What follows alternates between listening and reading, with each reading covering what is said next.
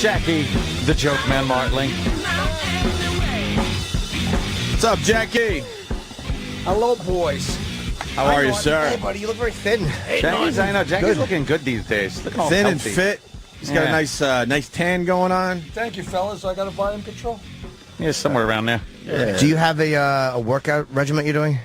Yes, I'm on the EL diet, What? the Eat Less diet. Oh, all right. And That's all it takes, really. every morning I swim, and then I ride my bike 10 miles in Center Island, you know. What are you, junior high? Turn around. I swim, then I play. Do some jumping jacks? You know what? You're exactly right. You are exactly right. And the way I am, I take it as a compliment. You know, I was going out with a girl when I was 30, and she was like 18, and her parents called me, she was a Jewish girl from Syosset.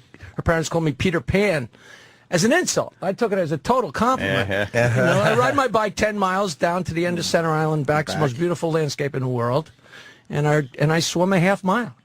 And then I eat a big bowl of fruit and oatmeal. You know, I'm a single old man with no children. There's too much free time. So what am I going to do? Let's lose some weight. He swims with the sharks. I swim Really? with the sharks. Yeah. How far is a half mile? Oh, how many laps? You're not doing laps? You're in the ocean? I'm in Long Island Sound, so I swim to this sailboat, all the way out to that buoy, and all the way to this buoy. That's and too I keep asking, creepy, man. it's not creepy. Did you hear the shark joke? You hear the shark joke yet? No. The papa shark and the baby shark swim up to a bunch of people that are in the ocean, and the papa shark says, all right, we're going to circle them with just our fins sticking out a little bit. And they do that. He says, all right, now we're going to circle them with our fins all the way out.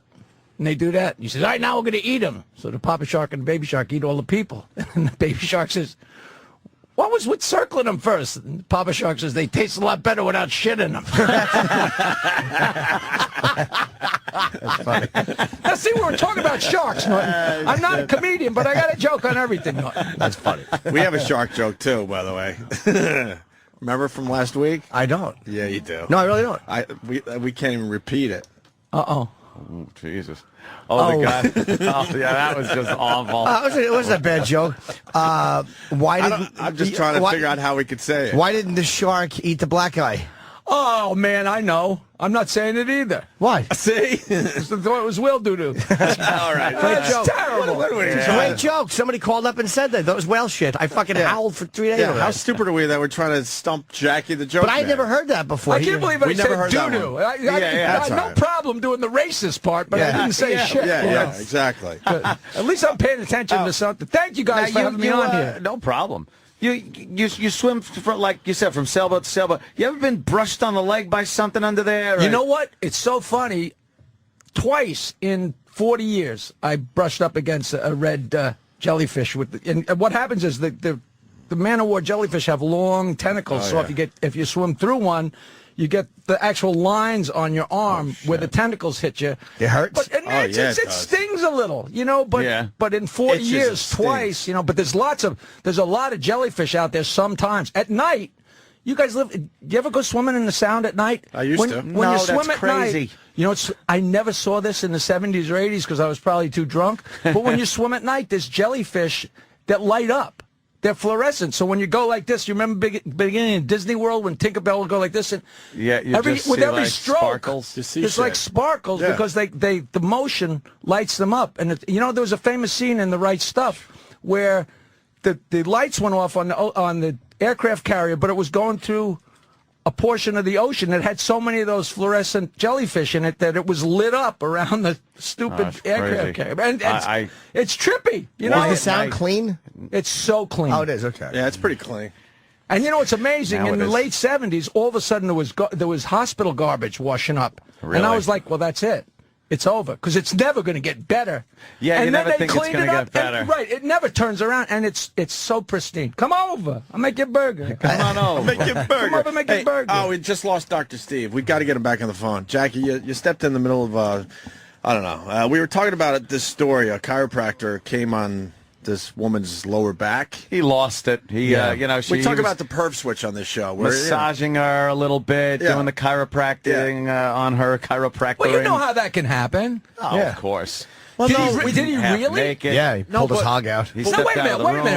room. When a chiropractor's working on somebody, he's not they're not undressed. Well, he had Well- this woman's like buttocks showing and her lower back, and he was kind of feeling around, whatever. It he was got all a on the little up and up turned until on. he left the room, comes back. I guess her head was turned the opposite way.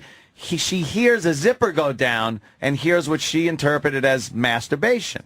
And then they found DNA on her back of this guy. Cumsies on the back. No, And okay. it was his cumsies. Can I ask on her back. questions? Yeah. Sure. She's lying there. She hears his zipper open. Yeah. Hears the sounds of masturbation. This is what we're saying. And then doesn't do anything about This it till is she what goes we're to the saying. hospital to have somebody check for DNA. That's Yeah. right. She What about obviously. when something warm hit the back, the lower back? Wouldn't that be another clue? Just taste it. Yeah. She obviously was willing, right, Jackie? Well, I don't know about willing, but she had to be somewhat aware. That something was going on, right? You know what, right. Opie? That bitch wanted it. That's Yeah, right. that's what No, it sounds seriously, like to That's me. what I'm thinking. Not to make a bad pun, but there's holes in the story. But it led to, I don't know how we got to this point. Was it a white guy? Yeah. Oh, good doctor. Yeah. Doctor, of course. There's too many black Dre. chiropractors. Now, then we start talking about. No, where does it what stand? happened? Is the guy? He's What? not indicted or anything. Oh, he's arrested. Yeah, he's in front of a fucking, Oh, is that him? Yeah, that's Guilty. him. Guilty. Lock him up. Why is he guilty? Because he looks like the guy who looks- slashed the cabbie. He looks pervy. He's white. He looks pervy. But You know what? If he's chiropractor, how do you guys stand on that? Yeah, it's not a doctor. I, It's not a It's doctor. not real. It's I think it's like you know what? I got some adjustments. voodoo medicine. The adjustments worked. You know what? It's like anything. There's so many people it works for, and you can't tell somebody when they get up and Yeah. they feel better. You can't tell them they don't feel better. So if it works for But there's voodoo guys out there. They shake like salt shakers over your back, and all of a sudden that's supposed to do What something. is that? See, Jackie knows. I went then to- there's regular chiropractors that are really doing adjustments and trying to get your spine back. My ex-wife's sister sent everything she owned from France in 2 huge boxes, the size of a house. And this poor little man delivered them to our house, so I felt bad, helped him move them, and crunch my knee, so the bones crunched together. So my knee was really bad, and all of a sudden I flew out to Las Vegas, and I couldn't walk.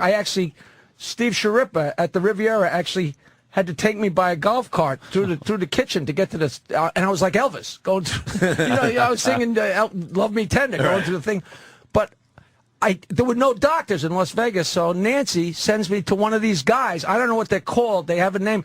And I go into this guy's office, and I always say you can tell how bad a doctor is by how many diplomas are on his wall. His entire 4 walls were full of diplomas, so I knew this in guy was a trouble. sham. And he did that. Opie, I sat on his telling thing. you. You got He some of these opened a guys. drawer, took out a vial of pills, and put them in your hand, and said, close your hand. I closed my hand. He says, now how's your knee feel? I said, it feels exactly the fucking What the same, you hell moron. was he Then he And said, gave "Take me the some pills." But I wasn't taking them. Right. I swear to you, I was Holding holding 'em them in in my your hand. hand. No, they do some voodoo shit, some of these guys. That's insane. And the The rest guy of, had all these... yeah, I and wish then I- the rest of the chiropractors are all pissed off at those guys. Right, because they they're give giving- them a bad name. Exactly. Oh. So we're talking about this, and then it came up that some of these guys are doing internal exams or internal adjustments.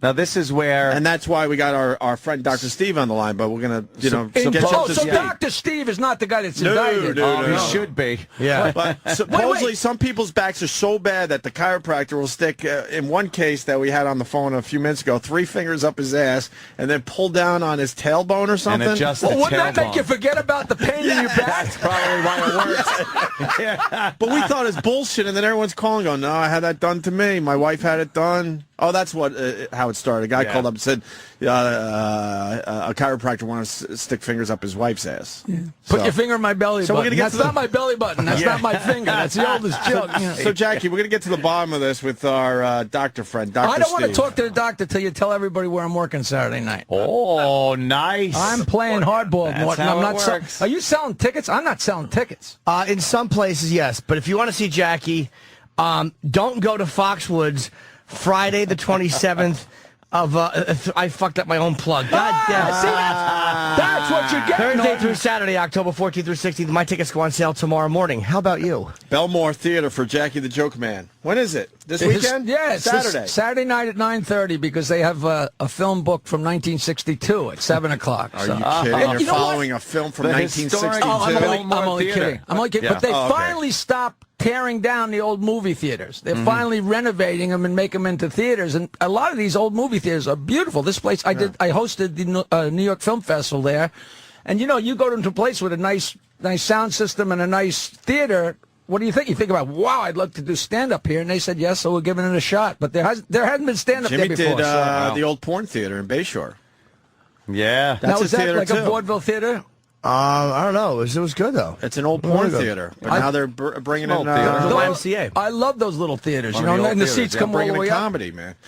We got Dr. Steve on the line. Dr. Steve, internal adjustments is what we're talking about today. Yeah. Do you know anything about this, Doctor? I didn't have training in that, although I do internal exams. Do. This doctor has had his fingers up a lot of people's asses, Jackie. You know what? The mean, great a part is lot. not sticking your finger in a woman's ass. The great part is handing her a bill for it. She's writing out the check and he's sniffing his finger. Where you stand with chiropractors, Dr. Steve? Say that again? Where do you stand as far as chiropractors? I have great respect for chiropractors who practice chiropractic. There have been lots of studies that have shown that chiropractic treatments work very well for low back pain. And the guys that I know, I just have chiropractors that I sent my patients to, and they were good, solid chiropractors and did what they were trained to do. Now, this thing about internal adjustments, if you think about it, if your theory is that manipulating the spine can help organs that are that are fed by the nerves that come from the spine, then you're going to want to do internal exams, because the only place you can get a hold of the coccyx, which is the tailbone, would be to stick your finger up somebody's ass and yank on it. There's no other way to do it. So, Get the fuck out of here. Dr. Steve, I got to ask you a question. Do you think when they were sitting around naming the bones that they were having a few beers and laughing their balls off when they named it the coccyx? Absolutely. Of course. Are you seriously saying if you put your fingers up somebody's butt, you can manipulate their inner Well, yes, you can. Now, whether that actually does you any good or not is something that's debatable. But if you believe that, then the only way that you can get a hold of those coccyx bones would be, because if you think about it, feel back there, you can feel your tailbone going right down. Well, I've had my finger up my ass since we've been on the phone, Doc. How's your back? Well, you can Yeah, I don't know. It feels so good. You can feel on the outside, and you can feel your tailbone going down, curving down toward your asshole, and then it becomes sort of soft and fleshy. And if you imagine sticking your finger in there, you could manipulate. Well, you imagine. Manipulate. You know what? You couldn't write this. You couldn't say, we need a bit for the radio tomorrow. Let's say that chiropractors put their... Would a I never knew chiropractor this. have the woman or the guy there? When they come in, they say, look, I think I'm going to be working your lower back and maybe digitally manipulating you, or does he just do that as a matter of course and hope that the girl doesn't feel the sperm hit the back of her? You know what I mean? Like, what are you doing? How do you make the move from, all right, I'm going to make an adjustment on your spine, to I need to stick 3 fingers in your ass? 3! Well, Yeah. What do you do? What do we do to the patient? Here's you go. All right, hold on. Prison lube. That is an uncomfortable conversation between patient and doctor, right? You know what How do you I'd get like to to that know? point? I would love to know the progression? relationship of the occurrence, like how often it happens according to how attractive the patient is. Yeah. That'd be an interesting study. If it's some old broad, you're not 450, suggesting that. 65-year-old woman, he never had his fist in there. No. No one over 250 pounds has ever had a coccyx adjustment. They're walking around with really bad backs. Yeah, They're exactly. All over the place. Cheerleader that pulled something at the last football game she was cheering at. Suffering from a shoulder injury.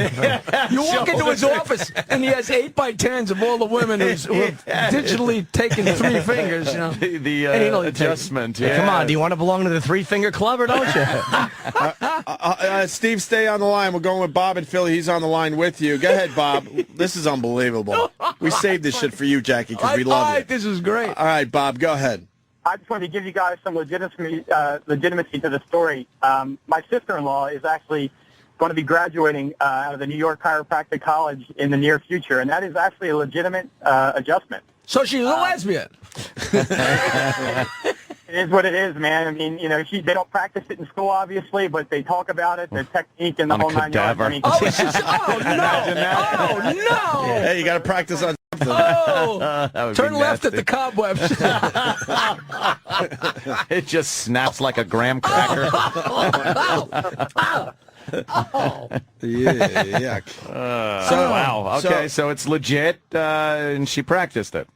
well, she does not practice that adjustment specifically. Unfortunately, that. it'd be good to hear some good stories about that. But I would only exclusively do that as a chiropractor. Only That's how you would internal- advertise on only TV. women. Right. I'm designing my shingle as we speak.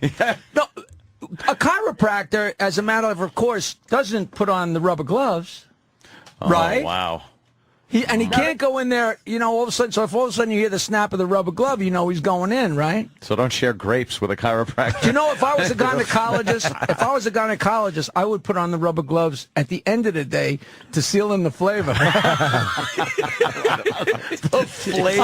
I never go to my act on the show, but it fit too perfect. That sounded really awkward, but it's still really funny.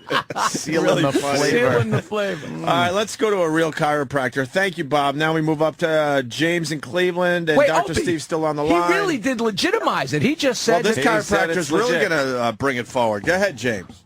Yeah, You're a good morning, chiropractor, right? Yeah, yes, sir. I practice in I have an office in Cleveland and in Akron, and I'm familiar with the adjustment.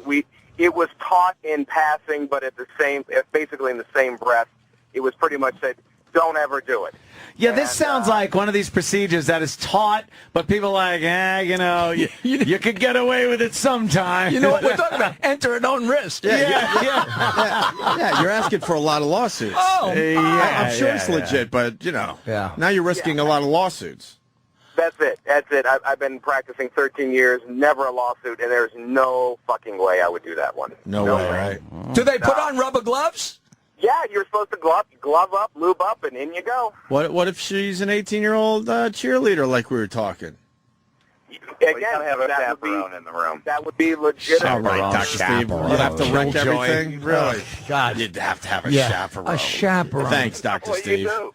How fucking unsexy you need news cameras. Is the chaperone to make sure you properly insert your digits? Yeah, what are you doing there? You need a chaperone. Chaperone's jerking off in the corner. How great would it be if the chaperone was worse? Fix that cunt. It's not a junior high school dance, you know. That's not ridiculous. But It's like the guy at the pawn shop watching Zed fucking Marsalis Wallace. Standing in the corner, yeah, you fuck him. Yeah. One more finger. Steve, you really did remove the sexiness. Really, man? We're Chaperone. trying to get some guys, you know, a little horny on the way to work. Have the today. girl's parents come in. Yeah. They sit there. Now, Some you type know. of constable. Show footage from Calcutta. Yeah, really. Now we're talking hidden camera. Oh, yeah. Wow. All right, now thank you, That's great James. YouTube video. Now we move to a guy that actually had this done on Monday. See what we do, Jackie? What? Very organized on this show. Oh, sure. A guy had it done. On Monday, Rob in Tampa. I have one question. Are you sitting down? Yeah, does the doctor say that? All right, look, you better sit down for this, but only for a second. Rob, go ahead. All right, hey, I got two experiences actually. Same doctor. One was about 5 years ago. I had a water jet skiing accident, and I couldn't even walk, and I was in so much pain. So I went to the doctor, and he's like checking everything out, and then he's like, "All right, take your pants off and bend over the bench." I'm like, "What for?" He goes, Pick wheelchair. Go ahead, So sorry. he goes, well, I got to check the inside of your tailbone to make sure it's not fractured. What happened was I jumped awake on a jet ski, and I came down and just compressed my whole tailbone. Oh, that'll hurt. Wow. And it just happened to be this little redheaded doctor with these big, fat fucking fingers, man. Great big fucking Donnie Most fingers. That's what you want. So he was well hung. Yeah. Big Right on. fat Big fingers. ginger fucking hands. Notice Dr. Steve doesn't jump in to Yeah, no ruin one needs a this story. chaperone there. Yeah, No. Dr. Thanks, Steve Dr. got his Steve. pants down. You need a cracker in the middle of the room. Yes, Basically, yes, sir. You're supposed to have a chaperone even when. All right, enough about the chaperone. Now, wait, but this is different. Buzzkill. If he's checking for broken bones or something, this isn't a guy that's adjusting different. your back and sticking his finger in your ass. This is a guy seeing if there's actual damage. How about it fucking X-ray, Jackie? All right. Well, I'm trying to give the guy the benefit of the doubt. Yeah. Do they numb your shit before they do this, or what? No, he just lubed it up. Get the fuck outta Put here. on a glove, lubed it up, and stuck his fat finger up So my it ass. gave you your medicine. Was he a good kisser? He bit his back. Oh God. A lion cub. How did it feel, bro? It was a first time experience, so it wasn't fun. No. But, the worst part was after that he put a box of tissues in front of me and he's like, clean up. Oh, that's the Yeah. worst. I had that at the urologist. That's great. You clean up. Yeah, you feel really. You feel so dirty when Yeah. that happens because Yeah. Did it help at all? What's that? Did it help? No, I mean, I'd go back to the office and take a shit. That's about it. So you still have a bad fucking back. It's great. And a bad back. Now you're just not the man you once were. Right. I Nothing swear to worse. you, the last time I went, I'm old, and so you got to go for a prostate exam once in a while. And the last time I went to see the doctor, it was like my third time to the guy, and he's a fan, and he's a really nice guy. So he's, the inevitable. He's putting on the glove, and he's got to go in, and the doctor actually said to me, "Do you want me to dim the lights?" Being funny, but I'm like, I swear he said that. I won't say his name, and I'm sure I'd like to give him credit, but I don't know if he... Steve. But I'm like, when somebody's doing that, no matter how well you know them and how great a I mean, he's got a beautiful office in Glen Cove, and he's a billionaire, but you don't fuck around when you're going in there. You don't want to hear jokes. You don't want And to have a fan doing that. Yeah. Bad enough he's a fan going in, We fuck our listeners all the time. You don't want them fucking you. That is awful. Here's another guy that had the procedure done last Friday. Nate in Maine. We need more of these stories. We need women calling. No yeah, shit. exactly. Where are the women? Chaperone. Nate. Just wrecked the fucking vibe. Hey, guys. I got a cheerleader. What should I do? Read transcripts from the Yates trial. Fucking creep. 1 second, Nate. I can't defend this. I said I'd rather take the wheelchair. And Cody in Indiana goes, rather take a wheelchair, Ope, huh? But doctor checked your ass when you had strep throat. That is That's a true true. story. Yeah. So I did get fingers up the ass for strep throat. I can't even explain If it. you're that Sometimes sick, they'll you look don't care where they go. Thank you. Thank you for helping me out. I'll trade fingers in my ass if they're going to cure my throat. Right? I'm going to give you this one. I'm not giving you the next one. I'll give you a pass Just give you here. one. The part that helped your throat was when he made you clean his fingers with your mouth. The fecal matter. Eradicate the streptococcus. So I can't defend that, Cody. You got me on that. Nate, go ahead. I love doing the Dr. Steve It's amazing. It's all I want to do. It's fun. We let something go by. Uh-oh. The guy said that they teach you how to do it, but they don't show you really how to do it, which means the first time the doctor does that, he hasn't been in there, he hasn't You're done just- it yet. Yeah. So it's like poking around. Well, He's gotta work yeah, his yeah. way around. It's like it's a new neighborhood. Imagine if he goes the wrong direction, he grabs your balls and picks you up that way. How's that feel? No. So there's a way to train students how to do this stuff, though. When we learned how to do pelvic exams, we had volunteers that were called talking pelvises. And That's what all women should be called. I've been called a lot of things, Norton. Yapping would be better. Yeah, exactly. A babbling pelvis. Babbling. How about moaning? Moaning pelvises. Hey, pussy mouth. Sorry, Steve. Hey, Nate, you had this done for you? Yeah, last Yeah, good for you. Antonella, Long Island. We have a woman. Fuck the guy when we can talk to a woman about it.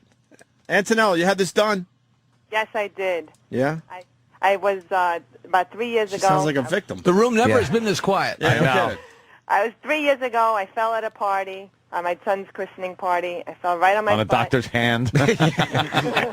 You fell at your son's christening party? Yeah, and No, I know. I hardly walk. I went to a pain management specialist, and they referred me to a chiropractor who said I have to get the adjustment done.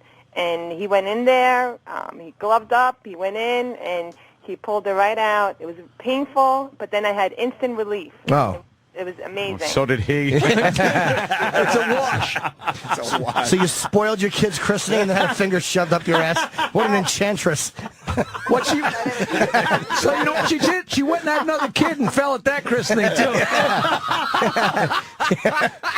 She's holding a baby, looking for the banana peel. Stupid whore.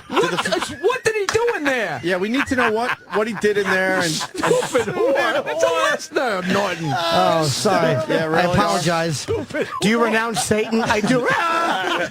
Stupid. Antonella, what did you feel? Did it feel good? It actually felt very good. All right, at least she's honest. Okay. Antonella, do you do that sexually with your husband? That act? No. You don't funny. Oh, so the doc gets in and he don't. Yeah, that must that's sit well great. at dinner. Yeah, no kidding. And what did it feel like? Like, was he grabbing at your bone? Yes, it actually felt like that. How long was he in there for? Felt like that somebody was Hour and a half. pulling it like that. But it was an instant relief. It was great. Yeah, good for you. How many fingers? Ask her if she had a shit. Never mind. No, go ahead. Go See? ahead, Dr. Steve. no, Why don't go you ahead. ruin You can this ask one, her. too? You can ask her. She's right on the phone, so you can. Yeah, go ahead. No, I just wanted to know about the chaperone. Drop that. Everybody's heart on goes away. The word chaperone is like... It's just terrible. I have an 18-year-old cheerleader here. Put on beheading videos. I'll keep this safe for everybody. beheading video. I'll take the Where's his mind go? I love Anything to his mind. take the... All right, Antonella, thank you. Thank you. We got a guy fell out of a tree as a kid. Doctor stuck thumb up ass to fix it. All right. God, are we learning some shit today? Oh, no. Anthony from Capistrano. Yeah. You want Brent? Let's go to Brent. It sounds like a Rockwell painting, doesn't it?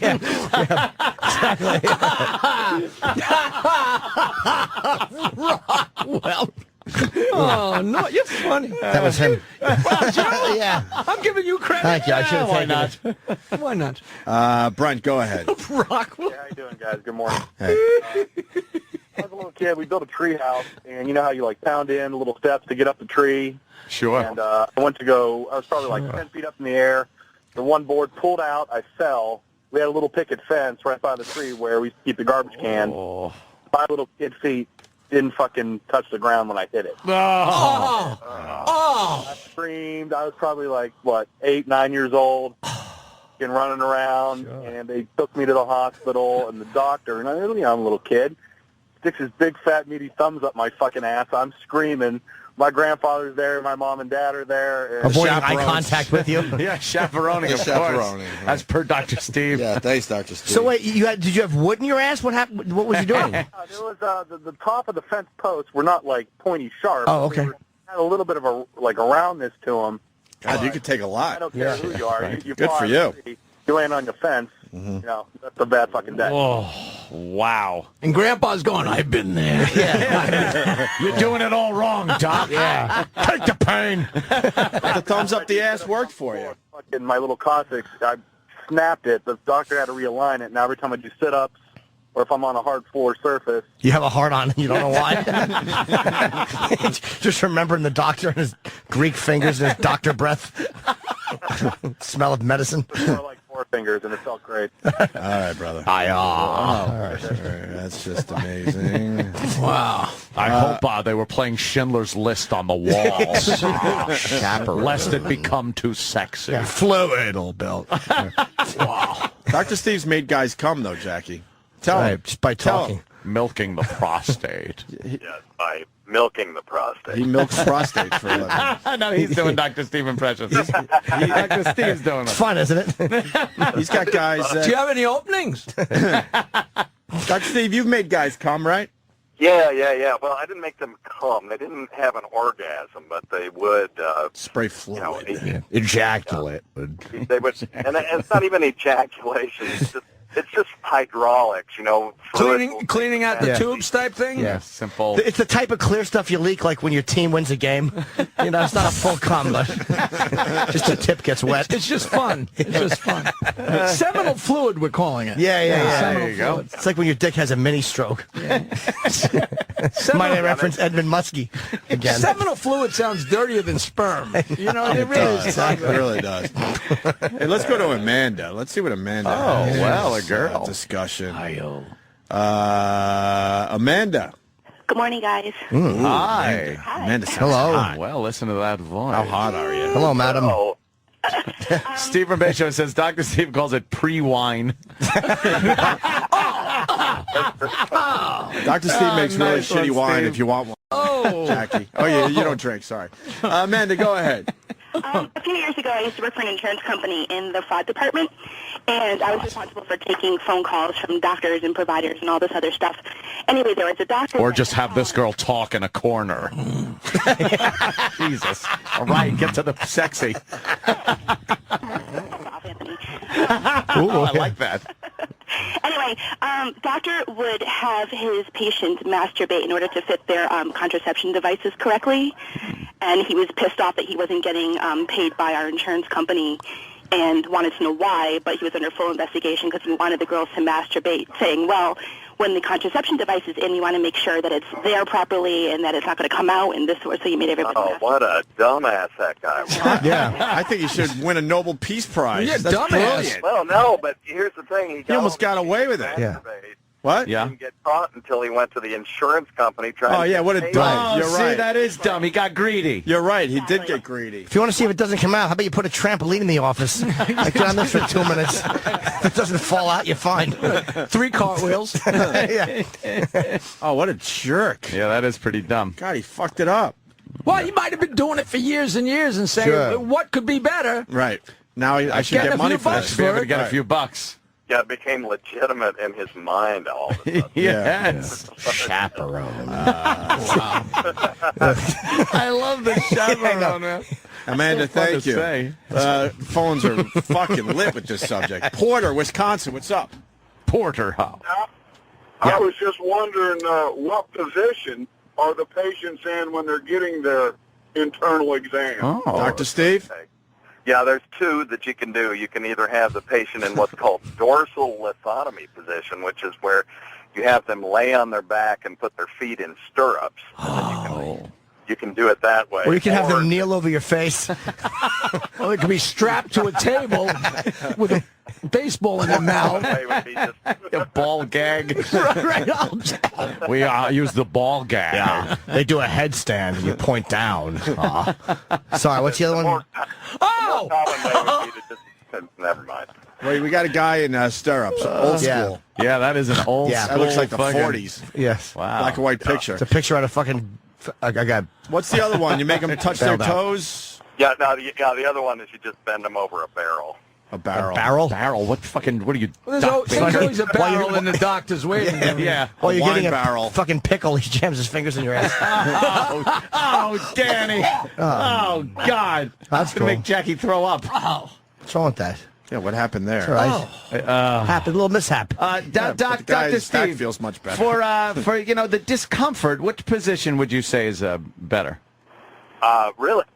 Really for checking the prostate, the best position would be just bending over, touching your toes. Or I used to just have people grasp the table and bend over, and then you'd sit on a stool. Insert joke here. Yeah, And of then, course. Yeah. Bite this and then bullet. insert your finger that way, and it's a little more natural that way, and then they can sort of Not natural. brace themselves. The dorsal lithotomy position is the position I was in. How do you sneak the word natural? I know. It's just gonna- That's a more natural. Dorsal lithotomy. Yeah, It's the name of a black NFL player. Good.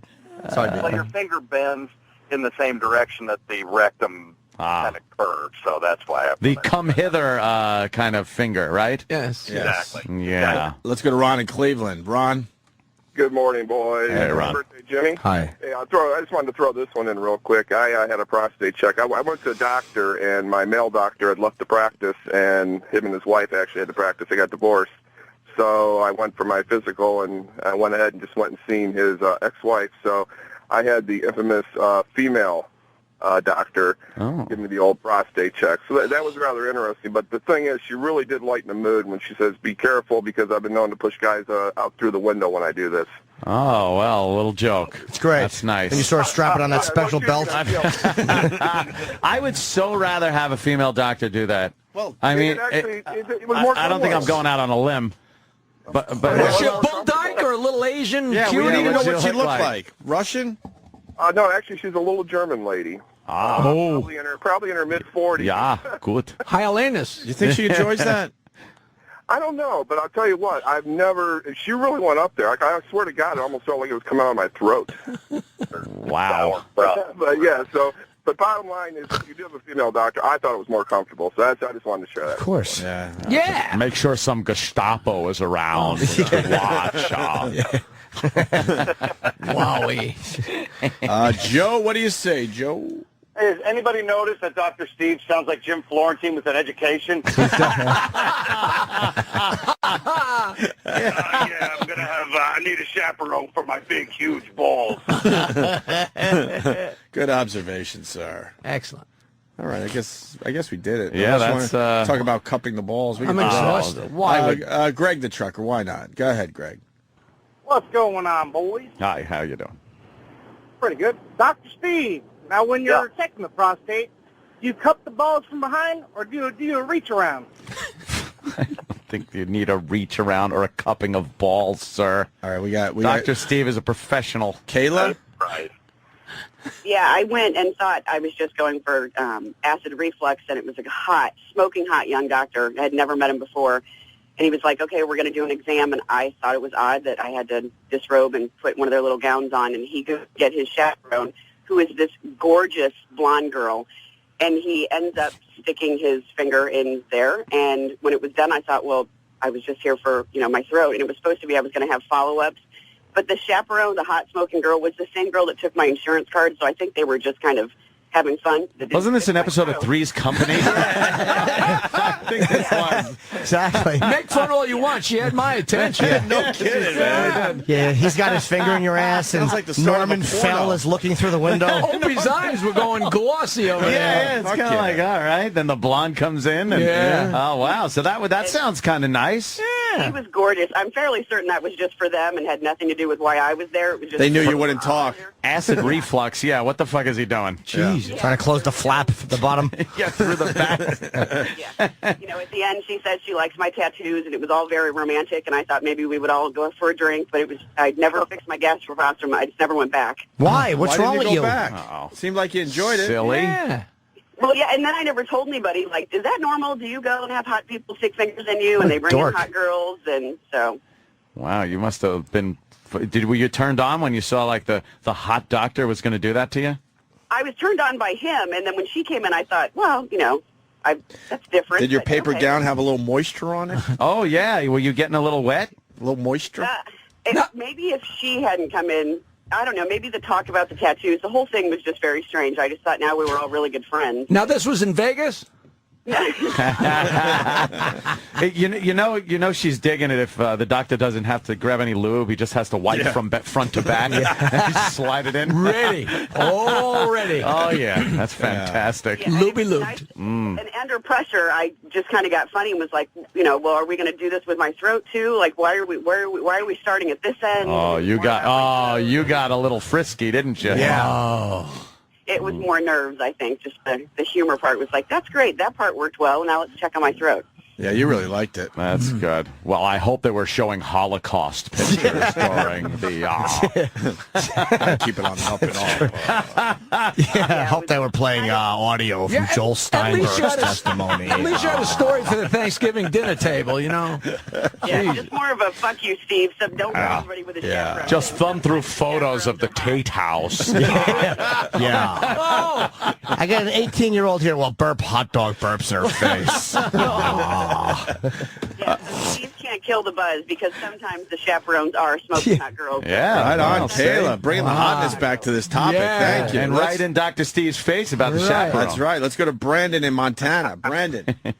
Yeah, you missed a great Jackie. German doc. Oh, Your your phone phone. stinks. Yeah, Mr. Great Jackie line. I think he was trying to say Jackie is going to be at the historic Belmore Theater. Huh? And that is Saturday, August 28th. that's this Saturday. I have to This give you guys Saturday. a compliment and plug myself at the same time. The last time I was You here... sent a really nice email after your last Well, appearance. the last time I was Thank you, here, Jackie. I give out my email, jokland@aol.com, to get on the email list. I got 600 requests the next day, and I'm still getting, I was just telling Eric out in the hall, like to this day, hey, heard you on Opie and Anthony, go on there more. I love it. Please put me on your list. They're still coming in. What was that? That'd be a month ago, right? About a month ago, probably. Yeah, Jokeland at AOL.com. You get dirty jokes a couple times a month, and it's fun. And thank you for all the feedback. Was and you find out where incredible. Jackie's playing, and like Dan said, Saturday, Belmore Theater on Long Island. And Tickets 516-783-7200. All right. Let me just go to this real fast before we let Dr. Steve go. Tim in Ohio. Tim? Yeah, Dr. Steve, I had a question about hemorrhoids. I had a checkup here recently, and they said I was anemic. And so I got to go ahead and have this blood work done in the next 2 months or so. And I'm just wondering, is Fez on vacation or is he in a mental institution? And I'll hang up and listen. Great show. So what does that have to do with anything? I don't know. His hemorrhoid. Fez is fine. Blood Ronnie's work. back today. Live show, Ron and Fez at 11. Dr. Steve, have you heard anything about Mr. Bennington and his appendix? Yeah, just that what Doctor-patient stuff? Yeah, doctor-patient privilege. Okay, no, I was just wondering if he's okay. That's all. Yeah, we were testing you to see if you talk. Exactly. Yeah, this isn't the JFK assassination. I don't know what's out there. So all right, JFK assassination. That's great footage to show if there's ever an 18-year-old freeze frame on Jackie. Move your finger back and to the left. Yeah, when her pants come off, freeze frame on Governor Connolly. Stephen S. from Bayshore, her paper gown was a little wet, but that was from a leaking cyst. So that isn't sexy at all. And now we got Rick in El Paso. Rick. Hey, you guys missed the hottest part of the story. She goes ATM, bro. Yeah, she was that's talking like, ass to mouth. Ass to mouth, Jackie. She was doing ass to mouth. Gotta love that. Yeah. Yeah. Anthony. Yes, sir. Stick 220, best gun on the planet, bro. I'll look into it. I own enough guns at this point. You own one. You already own one. What? All right, thank you. I don't know. That's obvious. It's obvious we got to take a break. Yeah, obviously. So obvious. When the phones start just falling apart. Well, when you go from, anal manipulation to what gun do you have? I know. It always falls apart. Should be in the gun end. first, then anal manipulation. Yeah, that's how it works. Nobody knows anything. We always take 10 phone calls too many. Dr. Steve, what's the plug? hey, Weird Medicine this Saturday night at midnight and Sunday on XM 202, Sirius 197. Great. Dr. Steve, always a pleasure. Thank you so much. Is this? Hey, We'll talk to you soon. thank you, boys. Bye, buddy. Thanks, man. All right, more with Jackie the Joke Man. Stay there. Sirius XM. The virus. Can you give me an example of what you're talking about? This is the Opie Anthony Show. 360. No, I had AIDS once. Good sneeze cleared it up. October 14th through 16th, I'll be at Foxwoods Comics. The comedy club is opening at Foxwoods Casino. Tickets on sale tomorrow morning at 10 a.m. When is that? Foxwoods.com.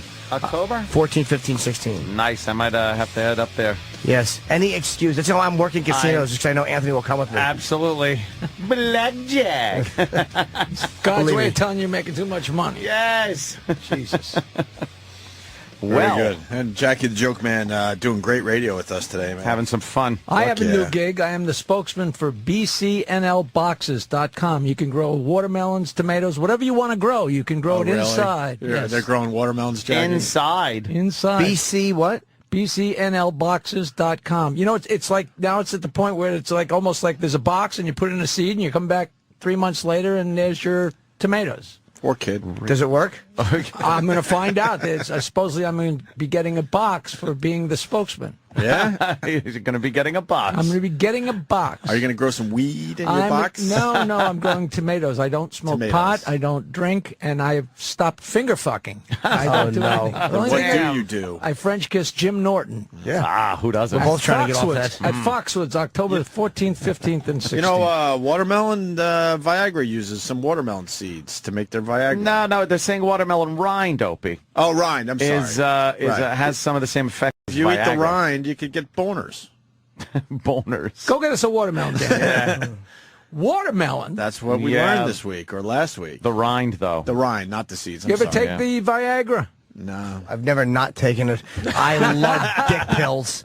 I love dick pills. Are you now to the point where you have to take one? I feel like I can't leave the house. Like, you know how people Wait a minute, Norton, how old are you? 42. You don't take Viagra. Take Cialis. He takes. Love it. He takes the 2-dayers. It is. It's wind at your back. You don't need it. It's just wind at your back, right? Yeah, I wouldn't say I don't need it. I mean, look, I've abused my dick so much through masturbation. My dick is just a beaten man. It really Show is. us. Show us.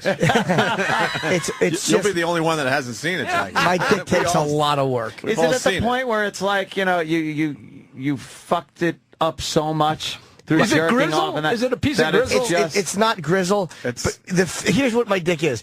It's the feeling Hedda Nussbaum would get every time Joel walked into the apartment. Yeah. It's an abused child. There's is a what he's reference. saying. There must be 3 people that followed that. That's how my... Nussbaum. That's 88. Yeah, that's how my dick... Quite a looker. She sure was. She certainly was asking for it. She didn't listen Right, quite a Jackie? few times. She should have gone to the chiropractor. Yeah. She was rough looking before he smacked her around. Yeah. Wow. Wow. So you really do take it. So you Love need- Cialis, yes. But it lasts for 2 or 3 days. Cialis 1 day is probably better because it gives you back pain. What? But it's great. A little lower back pain. What's that I about? don't know. It's just some weird side effect. There's always a chiropractor. Yeah, there's always a chiropractor. That's almost seems, now I hate to delve into this, seems almost a little addictive, Jimmy. You're right. It is, but it's not mind or mood altering. It's simply your dick reacts the way, like it gets hard a lot.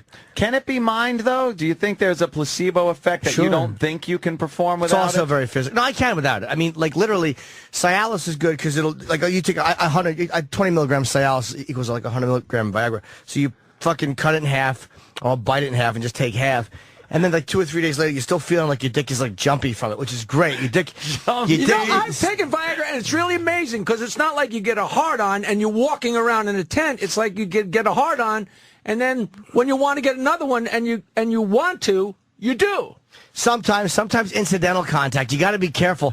Like if you're getting your dick rubbed, You can't that's put one on thing. pants. No. Incidental Yeah. Who hasn't had the old babysitting incident, as we call it in the court docket? A woman giving you back your change. James Hey, Brown she came touched on my the hand. James Brown came on the Stern Show and did the best ad for Viagra inadvertently. He said, I tried me some Viagra. It's unbelievable, Howard. I took the Viagra and I had an appointment.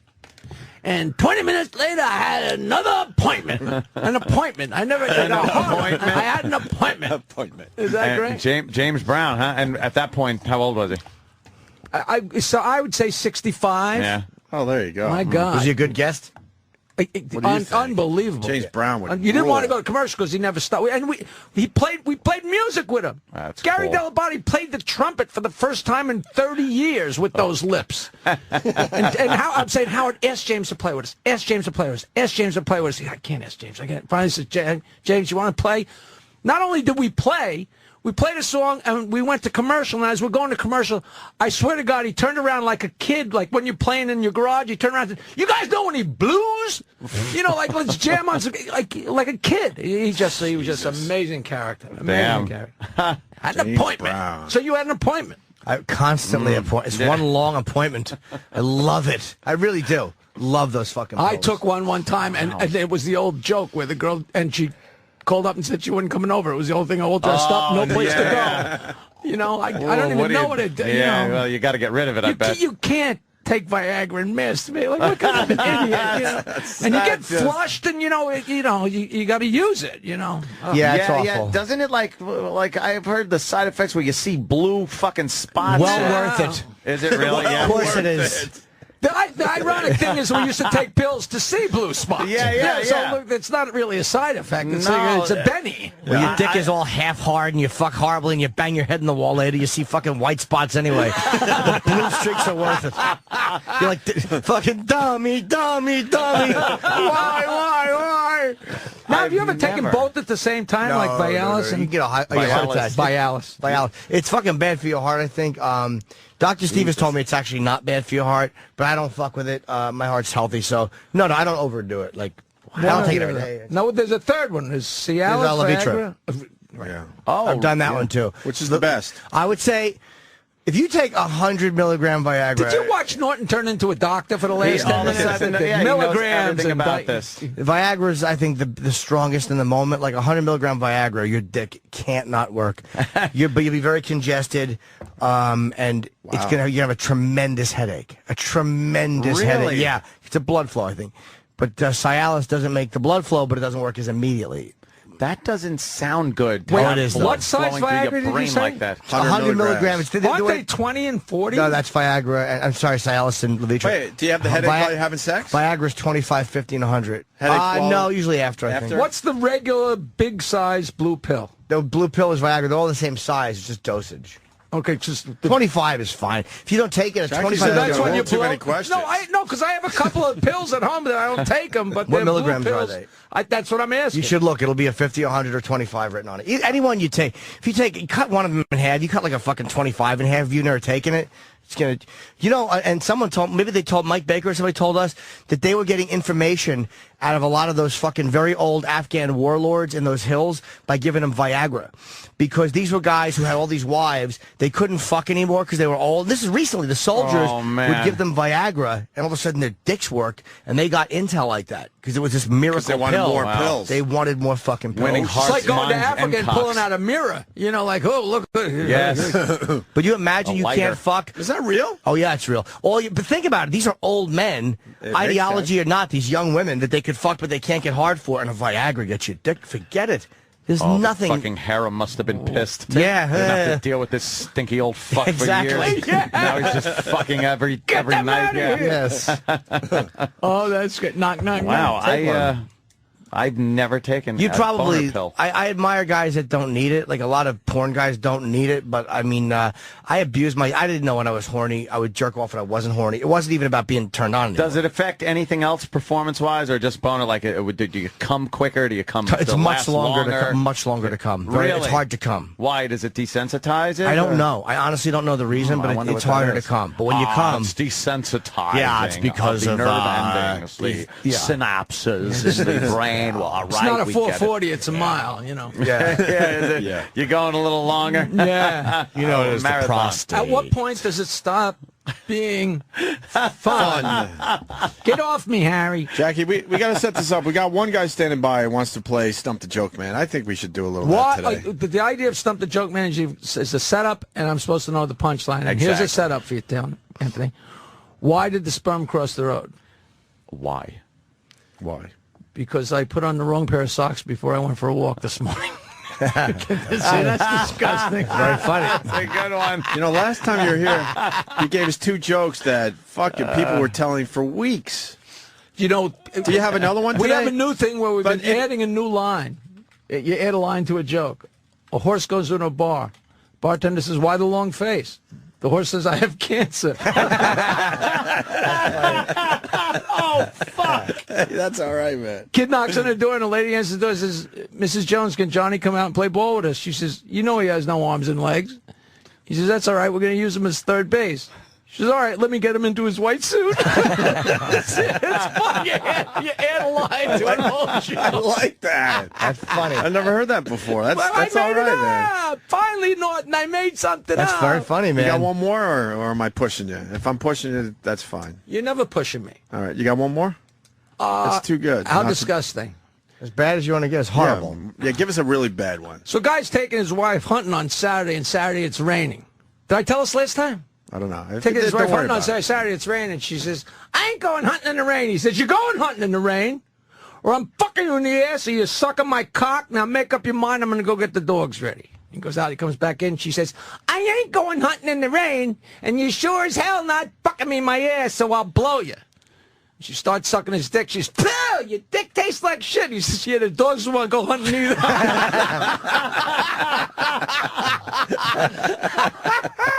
Jesus. "Mommy, how come I'm black and you're white?" She says, "Listen, the way I remember that party, you're lucky you don't fucking bark." All right. Holy shit. All right, you want to try to get My favorite joke in the world is the couple at the marriage council. You know that yet? No. The marriage counselor says to the couple, "I think we should begin with something you have in common." And the husband says, "Neither of us likes to suck cock." All right, I'm done, Ope. That's a good one. You ready? I'm done. All right, let's see if someone can stump the joke man today. We go to John in Denver. John. Hey, Jackie, it's truly an honor, man. Oh, that's sweet of you. Okay, I got two. They're quick. How was copper wire invented? Two Jews fighting over a penny. Why did Jews have big noses? Air's free. Come on. Jesus, dude. Come on. Boy. Boo. Let's go to Sean in Albany. Boo. Why do Jewish guys watch porno movies backwards? So they can see the hooker get the money back? Very good. So you can't get Not with a hooker joke. For years. Yeah. For years I go to parties and people come up to tell me a joke. They say, I'm going to tell you a joke you never heard. I said, not only are you not going to tell me a joke I never heard, try and tell my wife. And they couldn't tell. Of course, Nancy knew every joke that I knew. Stump her, huh? It's like you had to get past Sirianni to get to me. Right on. Sean in Albany. Let's go. Hey, Jackie. Hey, did you hear about the guy that got checked into the ER with 6 plastic horses in his ass? With 6? What in his ass? Plastic horses in his ass. 6 plastic horses in his ass. Uh-oh. Oh, I do not know this. There were some complications, but the doctor described his condition as stable.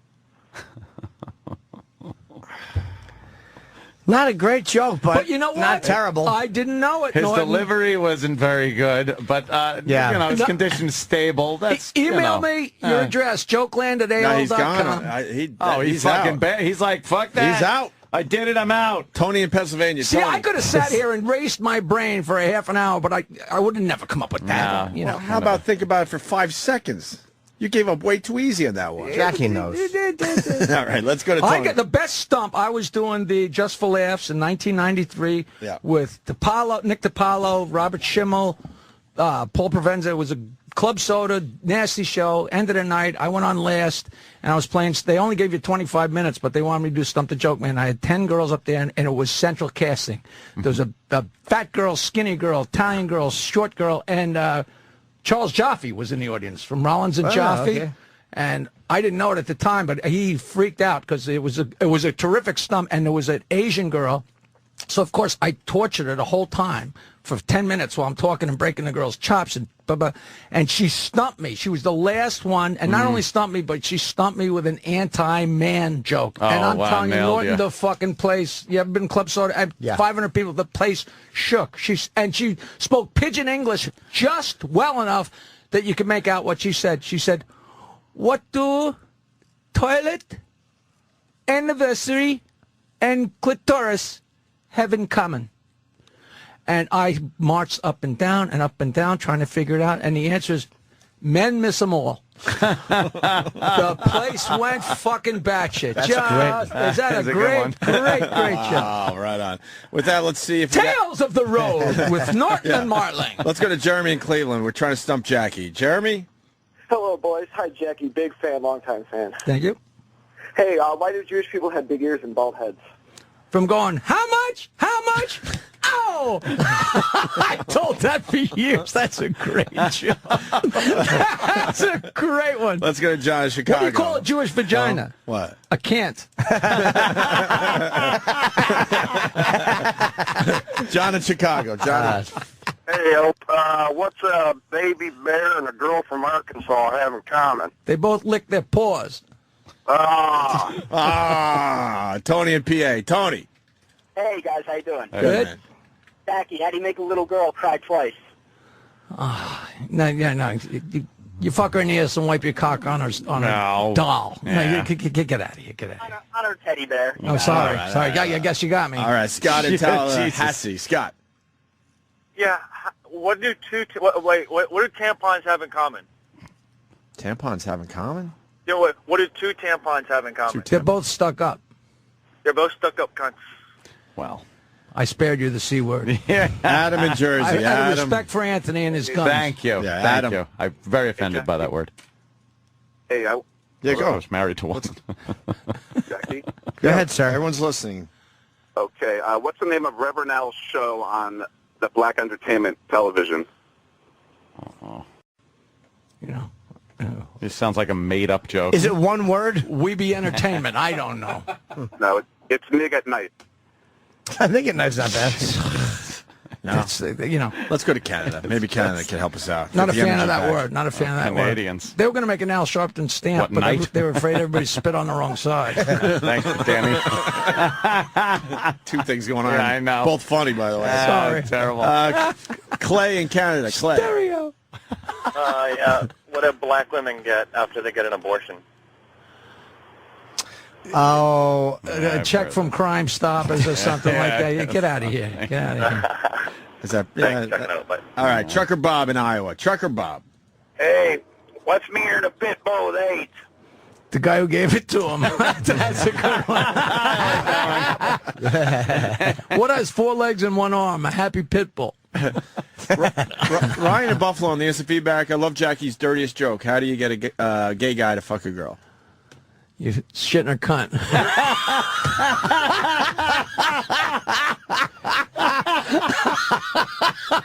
I finally got a smile out of Norton over here. That is awful. And hysterical. I wouldn't have told that. That's funny. Anthony, Come he on. asked me, Anthony. That is funny as hell. Holy Anthony. You know, I tell people, girls would come up to me in a bar, even guys, oh, you're so dirty. Tell me a joke that's dirty. Dirty joke, man. Then I tell them that, they walk away gagging. You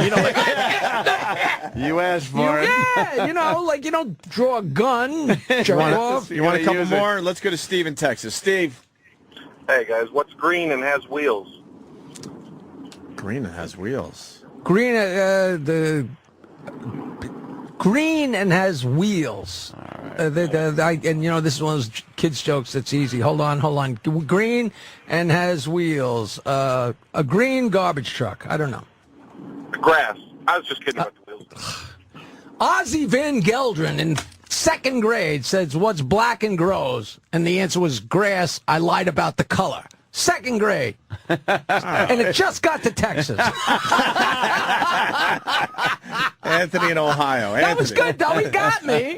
Well, 2nd grade. Yeah, come on. Anthony, Ohio. What do women and tornadoes have in common? They start off with a nice blow, and pretty soon they take your house. Basically, yeah. They both scream. Sorry. Tim in Westchester. Tim. What's up, boys? Hey, Jackie, Tim. It's an honor. Hey. What do you call a Chinese retard? A Chinese retard? Oh, well, then I'm going to get a chunk, letard. Something wrong. What? Something wrong. See, that's it. It's there's a variation of that one, right, Johnny? Right. Joe in Canada. The Chinese couple had a black baby. What'd they name him? Something wrong. Yeah. That's something wrong. He just made him more politically correct. Do you go racist? Do you go retard? Right. You're racist? Do you go retard? Joey. Hey, what's the best thing about getting head from an Ethiopian? You know they're gonna swallow. Ethiopia. What do you call an Ethiopian taking a shit? A show off. Did you hear about the Ethiopian that fell in the alligator pit? No. She ate 3 of them before they could get her out. Wow. We're having fun, man. Kevin in Atlanta. Hey, what has 80 arms and legs and is 3 feet tall? Jerry's kids, get out of here. Oh, God. Nope. Oh. Carl in Utah. Carl. Morning, boys. Hey, Carl. Hey. Hey, they recently found out why Hitler committed suicide. He got the gas bill. Good one. Thanks, boys. Have a good one. Good one. You know why Hitler didn't drink vodka?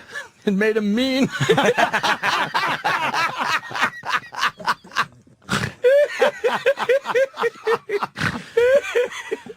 Oh, that's good. All right. God damn, that's good. Saturday night in Belmore. Tell him, Opie. Come on, I'm working hard here. You're absolutely killing today. People should see you at the Belmore Theater this Saturday night.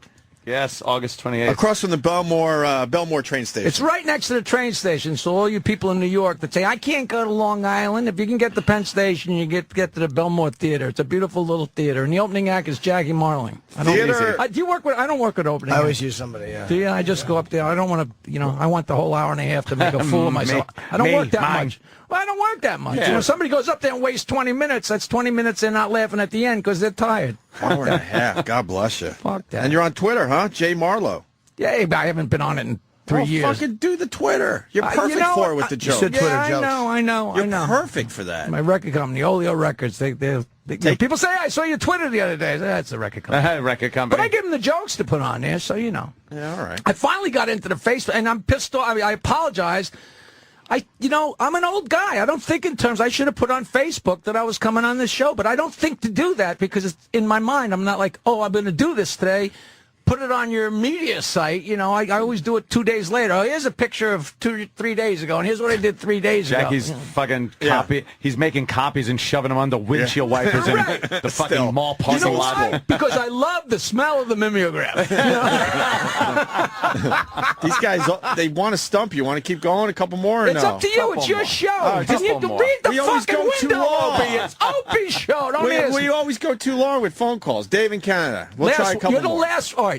Go too long. How about we go? We'll get one more good one, whether it's from a caller or you, and then we'll stop. All right. Dave, go.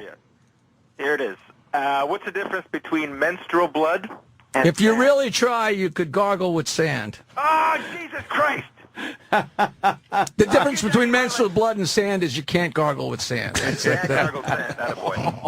That's from F. Jackie on Oleo Records. All 6 CDs, including my recent CD, Snart. I put out a CD called Snart that also comes with a DVD, and it's Stump the Joke Man from Rascals in 1988. Holy shit. You don't even need the sound on. You got to see the girls with the cigarettes, the drinks, and the hair, and the blowjob jokes, and the old ladies telling the blowjob. It's priceless footage. Priceless footage. That's classic stuff. It sure is. And it comes with it. We should take a quick break because JB Smoove is coming in. I believe he might. He's not. He's out. He's not here yet. Oh, he's not here yet. You want to take a break anyway and get ready for JB Smoove? I have to pee badly. All right, and Jack, it's up to you. We'd love to, have If you want to be my friend, go to bcnlboxes.com and just have a look at these boxes because it's my good friend Eddie Bernard, and it's an amazing gadget. You guys, can we take a look at it?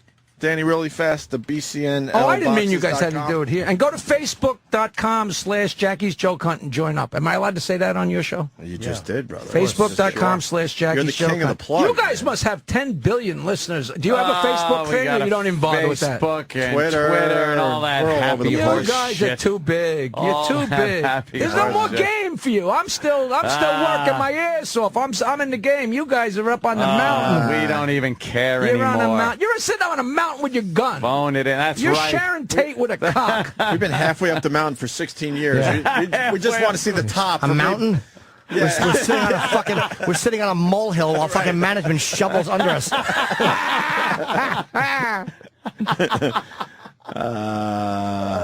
No worries. Don't worry about it, Danny. All right, we'll take a break. Maybe JB Smoove will be right after the break. Hopefully Jackie will stay. It's up to you. You can't get rid of me if you want me. No, we're loving you. Thanks for playing Stump the Joke, man. That was great fun, man. Jesus, the gay one. Holy shit. People got some great jokes. Worth the price of admission, right? And Jimmy, tickets go on sale tomorrow? Yes, sir. Tomorrow morning for Foxwoods at 10 a.m. at foxwoods.com. The Virus, Sirius XM. This is the Opie Anthony Show. I love swimming in the ocean and the Long Island Sound. And I'll even swim at night if the moon's out so you can see some shit. But Jackie's telling us that sometimes he swims and it's completely dark, pitch dark. That's my line. I would be out of my mind. It's, No it's way. Great. It's great. There's just enough lights on shore that you know which way to turn around and swim. My God, no. There's monsters in the water. No way. And you say you swim naked. Yeah. I go down there, But what if, I was saying, I'd be afraid, because your dick's kind of wiggling down there while you're swimming. It looks like bait. Well, when it's late at night and it's a little chilly, it ain't hanging down that far. Okay. Now, what I didn't tell you... Do the neighbors see you coming and going naked? I don't think so. I don't They care. have to at this Well, point. he's got his robe on. I wear my robe all the way down, and then drop the robe seductively. It's like, sexy. I'm like Bo Derek, Now, what I didn't tell you during the break is I have a roommate. Let's go steal Jackie's robe. I have a roommate. I have a nice house on the water, and I got a couple guest rooms, and I've always wanted to make my house the come right in. WRITE, the come right in. And I said, why couldn't a producer, an actor, a writer stay with me? And, people come out from L.A. or from wherever. You stay in a hotel. I don't care if it's the Four Seasons. It's a bed and a television and rooms. Come stay with me. Have some fun. Go swimming. See my cock at night.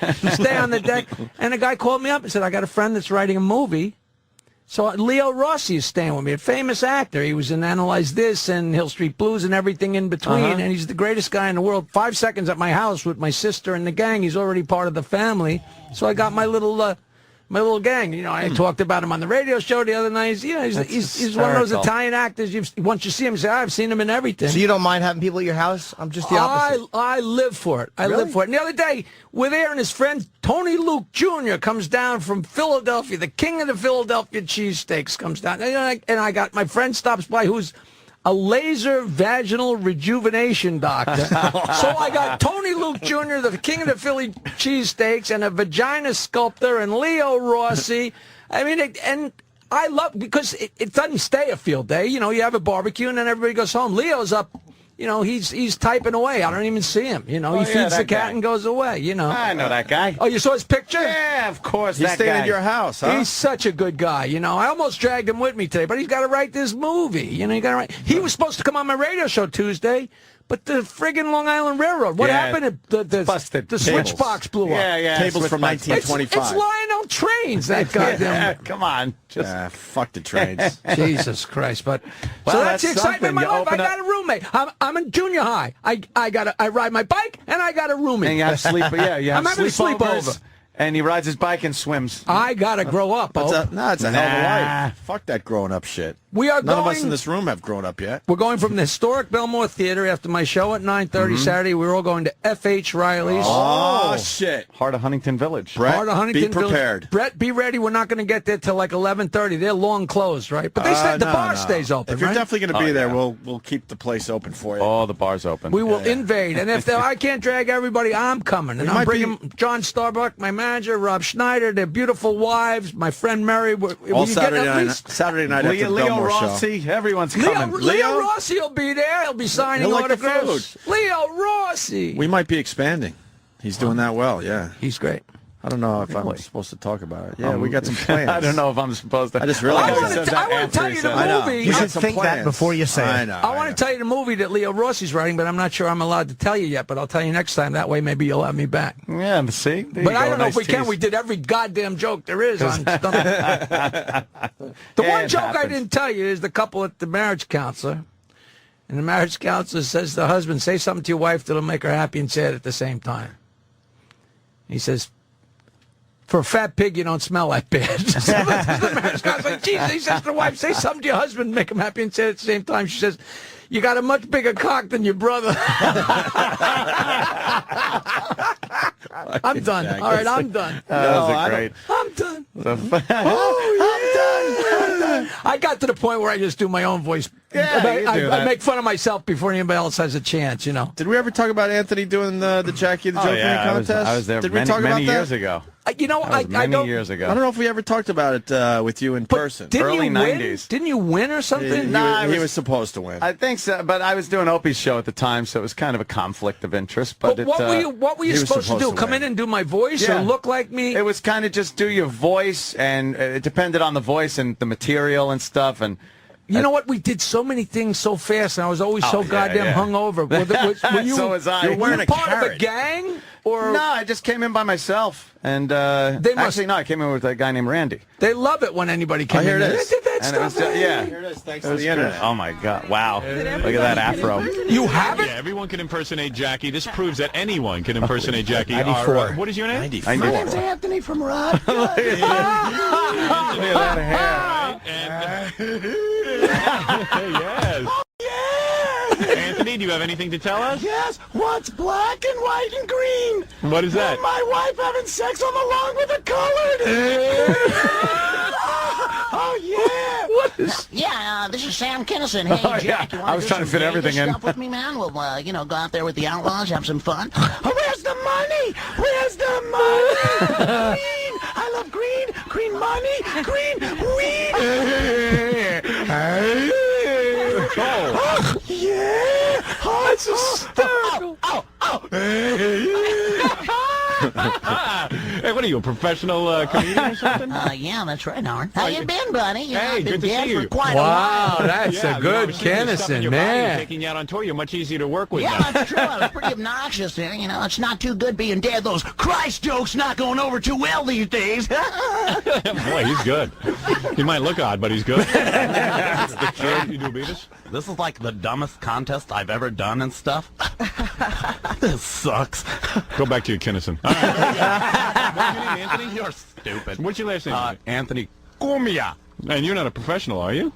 Shut up. I work on the Opie Show on WBAB. Is that right? What is the Opie Show? It's Opie, 7 to midnight, WBAB. I don't even know what that is. Try to get Opie's plug in. Sort of does your show. Midnight. He takes a lot of phone calls. Why does He's he always outrageous. have to go He's there? a young guy. Always. Big fan. You're a big Jesus. fan of yours. Big fan. Well, No obviously. He does your show. He takes phone Meanwhile, calls. you're doing great, Jackie. That's all I can say. Thank you. Why was he wearing a Santa outfit? Was it around Christmas? Yeah, Don't it you think was. it's weird Kidding. that there's a radio guy named Opie? Yeah. I think there's a lot of weird things going on in radio, quite frankly.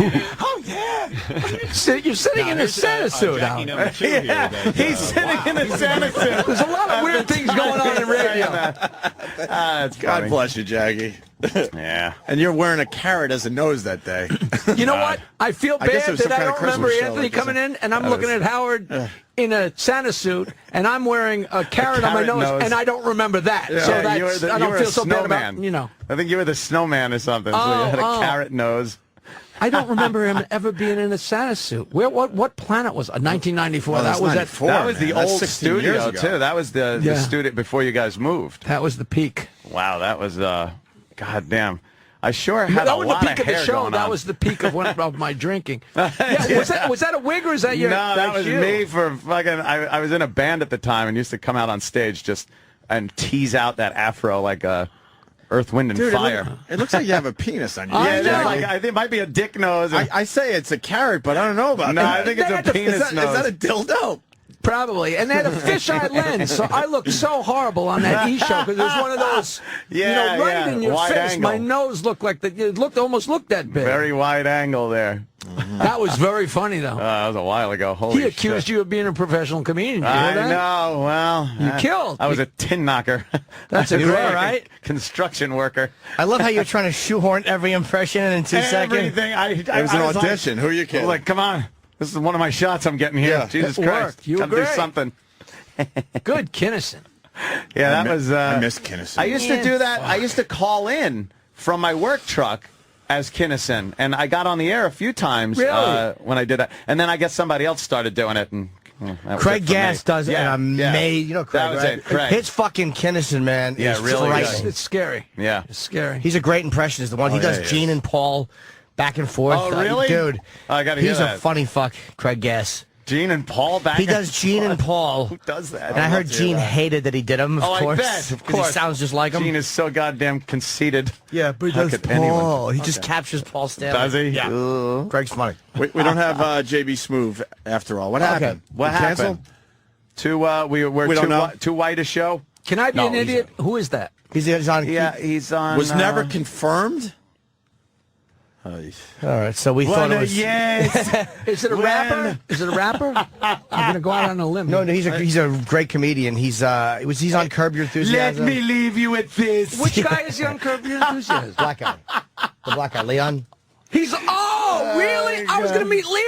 Yeah. You motherfucker, where are you? I don't know what happened. You know who he is? That's some weird shit, Larry. He's a funny fucking dude. And man. that's how you. That's so funny. Where's Steve today?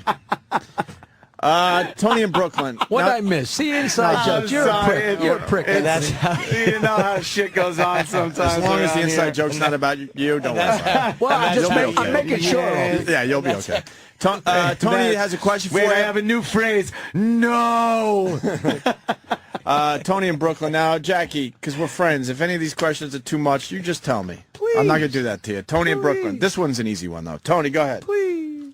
Jackie, whatever happened to Billy West? He was probably made your show the best when it was. Billy West is the king of the voiceover guys. He does many of the voices on Futurama that was just renewed for 3 years, and I was with that prick when he got the call. We were sitting there eating dinner in Los Angeles, and he takes a phone call, and he goes, "Oh, good. And what was that? Oh, we just got renewed for 3 years." And it was, what's his name, calling him personally, the creator. And he's the Red M&M, and he's phenomenal. And I'm making a documentary, and he's going to, do some on-air stuff with the documentary. He's also the bee on one of the cereal commercials. You walk down the cereal aisle, and he goes, "That's me, that's me, that's me." We had him did a show about 3 or 4 months ago at the Record Collector store down in Bordentown, and we just sat there and shot the shit, and the audience was like spellbound for, and all I did was sit there. I was in the audience. I was sitting next to him, poking him with a question here and there, and he would go behind the curtain and say a voice, and then he'd come out, as an old black guy, or he came out this guy, that guy, Marge Schott, whatever. And he's so talented. He's one of those guys that you could only be with him a little while, and you got to get out of the room because you get a headache. And then all of a sudden somebody brings in a guitar, and the guy plays guitar better than anybody that you ever met. It's like, when the fuck did he learn to do that? I don't know, Billy. Man. I met him. I've never met him. And we were supposed to interview him at Comic-Con. Pat, we've talked to him on the phone. I really wanted to meet him. But he had left the table by the time we got there, and then there was just a fuck up with the scheduling. So we're like, all right, next time. But I really wanted to meet him. He's a fucker. We had him on the show once. He was great. Really funny he guy. did a mockumentary about Comic-Con with my friend Eric Middleman. That was, the people just go nuts for him. He's one of those guys you don't see him that often, but he just. You think he's rich from voiceover work? He has to take a fucking wheelbarrow to the mailbox. You know what I mean? He's just a good cat, a real good cat. Yeah. Straight shooter. He's one of those guys that was drunk on his ass the whole time. I don't go for that. When he was on BCN back in the 90s, and he escaped to New York, and boom, went through the roof. Wow. Yeah, and when he was on the show, he'd be sitting behind me and Fred, and we'd be winging notes, and he'd be going 1,000,000 miles an hour. But it was strange because he was in back of us, so we couldn't pass the notes to Howard so Howard could okay him. And Billy was a 500-pound gorilla. So you had to be very careful what you wrote, because if you wrote 3 cunts walked into a bar, he would read it, because he's going too fast to edit. So Fred's handing me stuff, and I'm handing stuff, and trying to put it in order, and I just wish there was video.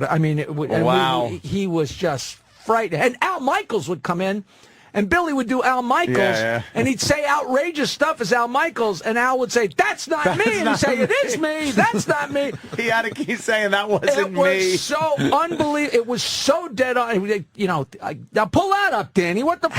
How long was he on the show? I think 4 years, 3 years. A while, okay. That's I'm not sure. He started. He came on for a little bit, and then a while longer, and he was on 2 days, 3. I forget exactly. One of the most famous things ever, and still hysterical to listen to, is the Larry Fine at Woodstock. I can still, you don't remember much. I still remember being in Howard's office writing that, because we were falling down. The first time he said, as Larry. Jimmy, I can't do Larry. Jimmy, set your guitar on fire. Mo was tripping. Oh, God, It was so good. And then Allison Steele's voice on it, so it was perfect. Lent it It was it, yeah. Is that it? Very few people realize that most groups appearing at the Woodstock Festival did not make it into the Woodstock movie. Artists such as Leslie West and Mountain, Creedence Clearwater Revival, and the Jefferson Airplane. But the most glaring error was the omission of Larry Fine of the Three Stooges, whose backstage contributions were the backbone of the festival. Oh boy, this is beautiful. It's beautiful. Hey, who is that ugly broad? Janet Joplin? I wouldn't her with chimps. Yes, Larry Fine was feeling no pain. Hey, Mo, I'm getting dizzy. What's hashish? It wasn't long before the crowd was won over by Larry as he led them in the infamous rain chant. Hey, come on, you ass. Sing. It's raining out. We gotta make it stop raining. Larry got to know stars like Jimi Hendrix. Hey, Jimmy, is it my imagination, or has Santana's drummer been taking a solo for a day and a half? Hey, man, Larry, you are sore. Thanks, Jimmy. Hey, Jimmy, who's the darky with the needle in his arm? That's my good friend. We experiment with drugs together. Larry was asked to make several stage announcements. which wasn't so easy because he was drunk. Oh, please don't eat the brown acid. I'm warning you. Please get off those towers. I had long hair before any of you jerk-offs. Get on off those towers, you hard-ons. Don't eat the brown acid. I'm warning you. And somebody find me a whore. Larry advised many of the up-and-coming stars like Country Joe and the Fish. Hey, Mr. Fine, excuse me, you got a minute? Hey, Country, how you doing? Hey, what are you and the Fishes gonna do when you get out on stage? Oh, man, I don't know what to do. I got no ideas. I got it. Why don't you go out there and spell Hey, man, great idea. Now get out there before I take an axe handle to your colon. Joe was truly inspired. Give me an L. Go for it, Country. Give me a U. Hey, don't forget the K at the end. Larry doubted his usefulness at Woodstock, but he soon realized he was an integral part of the festival. In one of Larry's last recorded interviews, he spoke in great detail about the 3 days of peace and love. What do you remember about Woodstock? Well, I felt out of place until I saw Shana Na. I said to Mo, let's trip. We have nothing to lose. I tie-dyed my hair. Was there alcohol abuse? Oh, yes. I started drinking when I heard Crosby, Stills, and Nash. To this day, if you listen to Crosby, Stills, and Nash, you can hear faintly in the background a drunken Larry Fine singing along with the group. Getting to the point where I'm no fun anymore. Larry Fine, not just one of the Three Stooges, but an integral part of the Woodstock Festival. Mo gave Jimmy the lighter fluid idea for lighting the guitar. So you take credit for that? Yeah, I said let the Schwarzer light himself on fire and his stupid guitar. Are you bitter about Woodstock? Bitter? Hell yeah. Those verkackte schnooks at Warner Brothers stiffed me on the movie deal for Woodstock. Larry Fine, the forgotten stooge. I'm Allison Steele with another Woodstock Minute. That's people good have told me, genius, people have told me they've listened to stuff and their faces hurt from laughing. And I always thought it was an expression, and my face literally hurts right now. Every second of that is hysterically I have not funny, heard man. that in 20. Oh my God, that's beautiful. I've never heard that. Oh, it's fucking really great, funny. I remember the first time I heard that. I literally, when people call in a radio show and say, I can't drive, I almost crashed, I had to pull over because I was laughing so hard. I'm missing half of it. They pull up in front of the tunnel so they don't lose the lose the signal. It was just round of applause for hysterical. Billy West. Yeah, Billy. Also, Holy Ren and fuck. Stimpy, obviously. Ren and That was- Stimpy. well, he later, kind of altered that voice a little for Stimpy. Yeah. Oh my Stimpy, God, right. that is so funny. I tie-dyed my hair. I had long hair before any of you are. My favorite line, before I take an axe handle to your colon. I knew that Before would be I your favorite. take an axe handle to your colon. But the signature line is, I'm warning you. Yeah. Get off those towers. I'm warning you. I'm warning you. I'm warning you. You know, the first time he came on the show, and they said, well, Howard probably said, what impressions do you do? And I think he said Larry Fine. And I remember myself in my head, because you watch the Three Stooges, like, well, there's nothing distinguishable about that. Till you hear and then he someone does do it, it. and it's like, holy shit. who knew that it was that much of a caricature? Like, and how did I miss it? It's so distinct. Yeah. One word, and What years were you on the show? I worked for free from 1983 to 1986, one day a week, and then we went to NBC. mornings. They went to mornings in '86, and I was on 2 days a week, and then I stopped going on the road, and within a month or so, I was on 5 days a week, and I left in 2001. So 15 years as head writer, and You've been 3 years gone for free 9 before years that. already? Holy shit. I marched forth on March 4th of 2001. People it's like it was yesterday. I know. Wow, that's crazy. 9 years later, people go, hey, miss you on the show. It wasn't yesterday. It was 9 years ago. But there's so much best of and Time stuff, fucking flies. Yeah. Jesus Christ. You're still well represented on the show. Yeah, it's great fun. You know who's great is Fred. He lives in Jimmy's building. He's my neighbor because I lived next to him. What a great guy. Great character. Solid dude, man. Solid. Yeah. So talented. I've always said in every interview, he's maybe the funniest, fastest. I mean, it's frightening. You'll talk to him about something, and before you finish your sentence, he has something funny and intelligent to say about what you're. I mean, Yeah. like he's lightning. He's lightning. You know, he's great. just wonderful. I and they say he really badmouths me on the show really terribly lately for the last years, and I have no idea whether it's shtick or whether he's actually mad at me for so. I know they were mad at me for leaving the show and breaking up the show, but I have never done anything but sing the highest praises for it. I mean, he's like Billy. He's so talented, he gives you a headache. You know.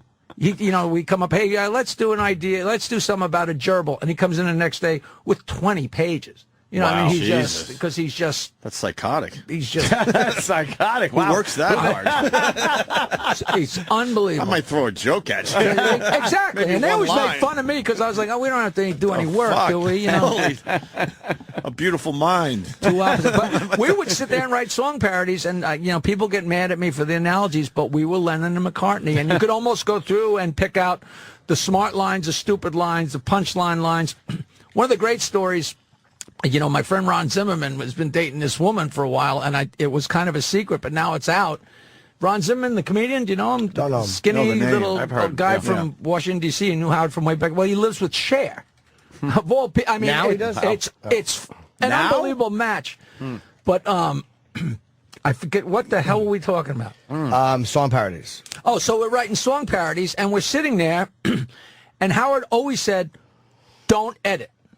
Write whatever you want. There was sometimes I would write something and hand it to him on the air, and he'd look over at me like, what planet are you from? You know what? One of the most glaring ones was, it was a heinous thing happened where they dragged a black guy to his death behind a car. Yeah, Greaseman lost his job from that. And I passed Howard a note, and he looked at me, and he didn't read it, but the note said, Polish water skiing. It was just, horrible. Yeah. But, you're not thinking about what happened. You're putting A and B together. Right. So we're sitting there, and Cher was living with the bagel maker. This is 30 years ago. Rob Camilletti. So she's living with her. So we decide we're going to do a song parody, and it's point of view Rob Camilletti singing "I Got You, Babe." I got you, Cher. So we're writing it, and it was always so much fun. And back in those days, me, Howard, and Fred in the office, we had I weighed about 220 because we had a Rishardi ice cream thing that they kept full. So I'd sit there and eat. I'd eat 4 pints of ice cream and be ready for more. You know what I mean? And we'd sit there, and so you hopped up on the sugar, and we're going a million. And we get to the B section of the song, and I just kind of shook my head. And Howard said, "What?" I said, "No." I said, it is so stupid that I'm embarrassed that it went through my head. And it wound up being the funniest line of the song. Write it down. Yeah, because the B part of the song is, I got flowers in the spring. I got you to wear my ring. And it goes, I see London, I see France, I saw Cher in her underpants, and people would drive off the front. It was so childish. Of course. People went fucking nuts for it. Just fucking nuts. Sometimes that's the shit that works the best. Because, it's so smart and such a funny point of view, and just the absurdity of her living with a bagel maker in Queens and him singing a song that anything put in there. And his whole image was the dolt, the mindless boy toy thing. And that fit perfect. Logistically, absolutely it fits. perfect. From Was he his point of handsome? view. I don't really remember, but I think so. I think he was like, a Guido, Yeah, a he was just good-looking, one of nice these, guy, yeah. And Cher was getting older at that point, so Whatever happened to that guy? he wasn't going out with Cher anymore. Yeah, that Back was to the it, right? bagels, motherfucker. Nowadays, if it would happen yesterday, he'd have a reality show. He'd have a book deal. Yep. Dance with the Stars. Dance with the Stars. Something, right? Yeah. Boy, that was tough back then. You kind of were there and then you were gone. Yeah, it was like 15 seconds of fame. Yeah, now you can hang on for a little longer. The Billy West Marge shot bit was one of the funniest things I ever heard. I always wondered if somebody, because the classic days of terrestrial radio and not that was on regular subscriptions and radio. all that. I'm sitting here thinking I'm scared to play it on satellite just to course. show the people what Billy I'm West thinking used to somebody do. gets in their car and they're just going through the stations, and all of a sudden knowing. you get to Billy West ranting as Marge shot and the stuff he said. It must have The been old Cincinnati Reds owner. Did he sound like her? I don't know what she sounded like. It was a just, parody through and okay. through. But she was so racist that his Marge shot was so unbelievably off. Because the stories about Marge Schott were that she was very racist in the clubhouse and would treat people differently based on their race and what have you. So Billy would just lampoon it. blatantly but I mean, blatantly racist. And how that word shit out- got on the air, I know, will never know. I know. March with your brothers. Oh, God. There was a time, though, you were safe. If you were bringing in good ratings, you could pretty much And do whatever you wanted. It wasn't against FCC Well, regulations. obviously, No, that's what's crazy. That's you know, as long as you didn't talk about her breasts. Right. You know. Perish the thought you mentioned her breasts or vagina. Right, but throw the N-word out there all you want. Oh, that On was TV, fine. you can show somebody cutting off a woman's breast, but they can't squeeze it after it falls off. You know? You're right. That's a great way to put it. Crazy. Yeah, we're insane in this country. We really especially are. Danny. He's a loudmouth. Oh, my God. He doesn't shut up. Yeah, look, they're all available there somewhere, but... Yeah, like it's too long Opie to said, play. it's No, like- it's too It's scary. like to play them, it's just... I don't even know. That was just an amazing part of history back then, like radio history. There was so much shit going I was talking to somebody. You know what was great? Whenever we went into a new market, I was always writing stuff that Howard would say, because he'd always do a speech, you know, like a welcoming speech, which would be so outrageous and insult the town or whatever. Of course. But it was great because whenever they wrote an article about us getting to town, they would always lead the article with the most outrageous thing he said, and very often it was something I wrote. It's always great fun to see it in print, but what was really fun was when we get fined, and Tom Chiasano would, and everybody get a copy of the FCC violation, and to see what you'd written. Oh, we would all laugh. In print. Oh, yeah, yeah. It just Yeah. You We've know, had a few of those. You know, the first one was the Susan Berkowitz. Susan Berkowitz was our Susan traffic. Berkowitz, She was our right. traffic girl. We call her Susan Berkowitz, and she lost a bet to Howard, so she had to sing a song, and the song was "I Gotta Be Me." But the parody was, I love sodomy. So I have the actual lyrics that I had written out for her that we gave to her, and I also have the FCC official, you have been cited for, and to see it, you know, in print is, you know. Saying it or singing it is one thing. When you do it over the air, once you read it in a legal document, I'm down on you're my stuck on knees, I'm begging you, please, I love sodomy, you know. Oh, God. Fantastic stuff. When you got that shit back from the FCC, it was always a lot of fun. Oh, man. You're just as long as you looking had the up. ratings, you didn't care. Oh, yeah, You knew you would yeah. get through it. It's so child, you know. You would laugh in the boss's You've been fined office. for talking like a 12-year-old on the playground, you know. Jesus. Like, who? And the argument was always, who was it hurting? Who were you hurting by just a song about sodomy like that? Unbelievable. Did you ever have sensitivity meetings? Me and Aunt, back in the day when we were in Boston, we had sensitivity meetings. Well, with not the only gay that, We didn't even know community. we insulted a gay group or the gay community. We didn't even know. Of course. And we had to meet with a gay group, and they wanted to hand out dittos and reading material, and then they wanted to have a follow-up meeting. And our GM went with it. I'm like, tell these guys to go the fuck away. It's like saying, yeah, I went to alcohol training, you know. But you know what happened when people first started getting sued for sex in the office, you know, sexual harassment. Yeah. Tom Chiasano, we had a sexual harassment meeting. No way. That must have been. And there was a TV screen, and he was going to play the official video he had to play. Yeah. And so it was you couldn't write this. No. And so You gotta know there's all of Chiasano, us too. and all of the salesmen, and we're all in this room. There's like 50 people in the room. Tom comes in to start the lecture. I had drawn a big cock and put it on the TV screen. And he's trying to talk. And when everybody's giggling, he's like, and he got pissed. Yeah. Which made it even funnier. He He didn't took that just shit laugh. very seriously. Yeah. Oh, and I mean a big cock with With the hairy classic balls. thing when somebody's talking and they don't know there's something going behind them. There's got to be a word for that. You know, That's fantastic. it was a classic. Man, if I ever make a movie, that scene's going to be in the movie. You know, that was just one. He was so pissed off. I haven't thought about that in a long time. That's great. That's the kind of harmless hijinks Yes. that's so fun. And the fact that it's at a sexual harassment Sexual training harassment. thing is fantastic. Come on. I didn't You mind. can't write I that. didn't mind Tom. Oh, he was a great I guy. didn't mind him. I was surprised that. Oh no, Tom actually I turned out to be well, really he had all to get right. mad at me for that. I mean, he had to. course. You know, But like you it's know like a he was teacher that laughing. likes you. If you throw a spitball at him, he might love you, but he's got to say you can't do Right, that. yeah. You know. He'd always do shit like that, and like at those meetings, because we had to go to a couple of those things, and then go, no, this, it's not for air. This isn't for air. And then you'd go right on the air and talk. Oh, you couldn't wait to go on the air. Reading, like we get these big we drove our pamphlets. PD in Boston crazy, because then he would come running down the hall. I told you guys, and then we would play what? We didn't know. We thought the other thing. Remember the stereotyping? He would drive him nuts. He would be literally pulling his hair out. He didn't know how to handle it. Remember the stereotype pamphlet we got about the hurt? What was it called? Oh, no, Words Hurt. Yeah, Words Hurt. It was called Words Hurt. That's when I knew regular radio was over, when they handed out the Words Hurt. They handed those out, and they told us, this isn't for air. Just go through it and read it. And we're reading it and going, how is this not for air? You couldn't sit there as a comedy writer and write this.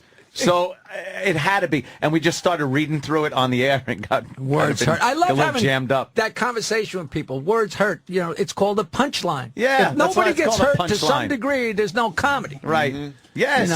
And people don't. Mel just don't Brooks' understand definition of comedy and tragedy? That's the classic. Comedy is when you fall off a cliff, and tragedy is when I stub my toe. It's like it's all point of view. Somebody gets hurt every time you say something. Yeah. Every time you say something, somebody gets hurt to some degree, or else there's no humor there. Yeah, and someone will always think there, and I think it's so self-centered to think that you're the only person on earth, so that if it hits too close to home for you, now that isn't funny. Now that's off base. But the other day, they were laughing at somebody else's misfortune or whatever it is. It's like a midget going and say, "Hey, did you hear about the two Jews?" Yeah, and then a midget joke. It's like, "Hey, buddy." Wait a minute. Wait a minute. But I think that humor has to be aware of. I can't even say it without laughing. I wanted to just see what it was like to say that. I couldn't even get it aware out. of people's feelings, and when it is hurtful, it's just hurtful and not funny. Yeah, I'd like anymore. to see where's the funny. Show The me minute the somebody funny. starts talking like that, what comes to mind? Did you ever see Coconuts with the Marx Brothers? Oh, my God, yeah. And Harpo's at and the guy starts giving the speech, and Harpo's like, That's behind. He's walking out slowly, like I'm not staying for this horse shit, That's fantastic, man. Yeah, well, that's how to end the conversation with a Marx Brothers reference. Hey, sure, why not? That's genius stuff. Genius stuff. I love watching Day of the Races. I don't. There's a weird question coming in. That's fantastic. Mike in Chicago. Mikey. Good evening. Well, Mike. I want to ask Jackie, what was him, Howard, and everybody else associated with that show thought about when O&A got, that whole church scandal thing going on? When the Sex for Sam thing took us out, Howard was extremely happy. We were out of his hair finally. I remember that. I remember You weren't on the show by then, right? Yeah. Jackie wasn't on the show at that point. 2002. We already- got. no, I was So gone. he wasn't even there. But Yeah, I had a whole definite. I hate the power of the Catholic Church, and to me, and what's so funny on stage? You can talk about anything you want. You mentioned Jesus Christ, they're gone for 2 minutes, so I don't fuck around with Jesus on stage. But if you're not a Catholic, that's a building. Yeah, it's just a building, yeah. and the guy wasn't beating her up, and he wasn't hitting her with a club. Whether it happened or didn't happen, exactly. If a guy had sex with a girl in a building, there was no foul. Maybe, hey guys, use your head. Don't do that again. But the heinous it got so blown out of proportion too. To me, it was such bullshit. And I don't care whether it was you guys or Billy Bob or Howard or who it was. It's like. It's unfair that the Catholic Church could have that much power that they could just say, listen, we're going to be angry unless you punish these guys. Well, so I had your back, even though it was 2002 and nobody was asking my opinion. With that said, looking back, oh boy. Oh boy. Wow. That would have been a good idea not to do it. Yeah, that was a tough one to defend. Yeah. Yeah. But you didn't do it expecting that kind of shitstorm. Not at all. It was a perfect storm that day. Right. It got, and I'm sure you guys have been in the same situation before, being on radio, where something happens and you know how it happened because you were there and you saw it or said it or wrote it or watched it happen, and then it gets picked up by the news and gets completely twisted around to where it's such an exaggeration. I'll say it in one phrase. Howard fucking around with the death of Selena. Right. Yeah. Who you would have thought what exactly happened with that? Desecrating her body, you would have thought. She one got died, rough. and there was like 3,000 people in line. Checking out the body. I'm not sure. She got murdered, right? Jackie just fucking edited himself. What happened? I mean, that was many years ago. Jackie's thinking. He had to apologize. In Spanish. And he apologized in Spanish. And the second... You know what? We just talked about... Jackie's scared. No, I'm not scared. I'm just not Polish sure water what came skiing. out. Well, it's Polish water skiing. Well, what exactly was said? I mean, was there jokes made about her death, or what was? Supposedly, Howard took it too lightly or something like that. But the whole Spanish community was up in arms at him, and it was one of those business as usual things. But all of a sudden, somebody said, "Wait, I take umbrage with that." And like, all right, but what about the 35 billion things he said before that, and 35 billion things he said after that about every race, every color, every creed, every religion? We're just having fun here. There was no singling her out. You never know which thing is going to get you in trouble. But the sex for sale we knew, but we've been in trouble a bunch of times over the years, and you never know. That's the thing that's going to catch on. But that lit the fire, just like the St. Pat's thing. It was like it was way. Did you guys lose Dallas over that, or no? Did you lose an affiliate or no? Was that the thing when we weren't allowed in Houston? Yeah, I don't know. Yeah, I think it was. Let me ask you the apology in 2 languages. Was that because of because there was no FCC violation? Let's just say were there outside forces that were kind of causing a problem? You know what? I don't remember. I think it was just one of those things where, it was much easier to just say I'm sorry. And then you sort of made a bit out of it by doing it in Spanish. Yeah, I wish that's all that was about. And I'm not taking the fifth here. I really don't remember that well. I just remember it was a much bigger deal. I thought there were death threats or something, so that was why. Oh yeah. It was crazy. It was crazy. Yeah, that was... I want to know why Jackie stopped himself now. Somebody said... I can't help myself. Somebody said that... Email me, jokeland@AOL.com. I will reveal it at the historic Belmore Theater at 9:35 on Saturday night. No, I didn't really... There's an instant feedback, but... Someone said he was making fun of our music, saying it sounded like Alvin and the Chipmunks. And then Fred might have done something, and that made Jackie laugh. Yeah, it's like, I think, you know what I think his main thing that insulted them was he didn't know who she was. He was like, what music? You know what I mean? And it was like, pardon me. I don't know salsa music. I read that. Yeah, that was it. Jackie's just like, all right. Yeah, well. I won't go there. No. But why not? I wrote that the people in line were eating her body. Oh, shit. That's Jackie. You know what? Because they were Spanish and they were hungry and they were eating her body. I think that deserves a plug. I No, think fuck you have that. to apologize. Jackie's going to be at the Belmore Theater. I don't care if I go to hell. We got it out of him. Jackie's going to be at the Belmore Theater this Listen, I love Saturday you guys. night. What am I doing? Holding back? It was 25 years ago. Yeah, come on. And you wrote it in fun, like you make fun of anything how else. you eat a dead body. Of course. Saturday, Belmore Theater. Hungry. One show at 9:30, right? Yep, one show, 9:30. It's right next to the Belmore train station. Come from New York City. This is a good night of entertainment, and then Jackie brings everyone to my brother's restaurant, F.H. Riley's. Come on now. In Huntington. Come on. Go to bcnlboxes.com, and you can grow your own tomatoes or watermelons or squash, cucumbers, whatever you want to grow, Norton. You can grow it in this world's greatest grow-it boxes. Everything but pot. Keep it legal. No, not Keep it legal. Why would anybody grow pot? Of course. Eddie Bernard, I love you. All right, Jackie. I think this is a good place to end the show. You know what we're doing after the break? The We Deliver Keggers thing we talked about earlier. Oh, that girl E-Rock found the bit. Found the whole thing? Yeah, Good. he says it's brutal. Oh, where she starts crying? Brutal. Good.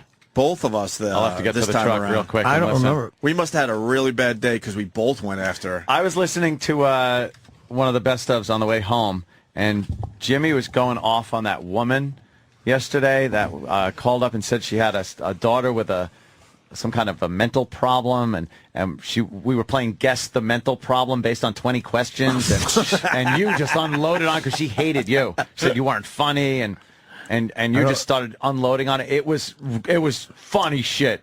I don't remember that one. And then we played 20 questions. It's like, all right, does she have a Mo from Three Stooges haircut? And I don't remember that. To determine whether or not somebody was challenged? Yeah, what See, I type didn't say retard, Danny. She said her daughter was handicapped. in some way, shape, or form. Oh, right. And we were like, all right, don't tell us how. We want to guess. Oh, you're going to get there. So we started saying, you know, what's higher, her height or her IQ. And just, it was vaguely so remember that. bad. I don't remember this one. Does she walk around or she roll around? Yeah, shit like that. Yeah. Oh, God. Does her tongue get sunburned when she walks around? It was awful stuff. But the fact that she was going along with this, you then opened up on it because she said you weren't funny. You opened up on her about using her daughter for her attention whore ways, that she just called in because she's an attention whore. And it was brutal. Wait, how long ago was it? You laid into her. I don't know. Yesterday. It was yesterday. You were on Viagra. 2008? Yeah, that wasn't that long ago. All right, listen, Ron and Fez are live today. Yes. So that's going to be a big show. Ronnie's back. Yeah. His appendix. Well, Fez is here. Huh? Is Ron here? Is Ron Yeah. here? I heard he's not here. What? Jimmy's fucking around with everyone. Why are you fucking around with us? Yeah, didn't you see the smile before he delivered the line? I'm not a good liar. Jackie, it's a pleasure. Thank you, guys. It was great fun. You're certainly our friend now, man. Yes, I love it. That is good. That is obvious. Jackie, always Wave more goodbye theater to the Saturday camera. night. Opie and Anthony, wave goodbye yes. to the camera. Thank you for the nice things. Oh, that's nice. Saturday night. Yes. Saturday night and coming up tomorrow, Artie Lang. Jesus. You have to doing all go right? there, Norton, as we're turning off the mics. Is he doing all right, though? Does anyone I haven't know? heard anything. Nobody, honestly don't know. nobody knows. I asked That's the everybody. biggest kept secret, man. Yeah. So I hope he's doing. I said it because a lot of people were hoping that we were gonna like poke at Artie and stuff. I'm like, no, man. He did that himself. Why would he? Oh Jesus! Come on. God. See? It's a joke. Did you say that? That was good. See? But no, man. I mean, he's in a bad place. We And weren't I gonna don't go know after anything. that shit. Nobody knows nothing. I just hope he's doing well. Cone Simple of as silence. that. Me too. All right, man. Ron and Fez next. Stay tuned, though. The We Deliver Kegers bit. Okay. E-Rock says it's amazingly Nice. brutal and funny at the same time. Jackie, thank you. Thank you. I would have made it. How you doing, Mr. Baker? Very good seeing you out of his again. mind. Yeah. I couldn't take it this morning. I think the whole Obama thing is really getting to him. Yeah. Well, I would have thought you just would have been in such a good mood after the whole Bin Laden. Yeah. Well, I am in a good mood about that. I had an altercation with some driving this morning so on my I hear. way in, and you know, and the fact that Obama is you know, coming down to ground zero and going to be screwing up New York City again. Could you just give your speeches from the White House? It's very nice. Well, very good. It's important that he goes to ground zero. That's Thursday, right?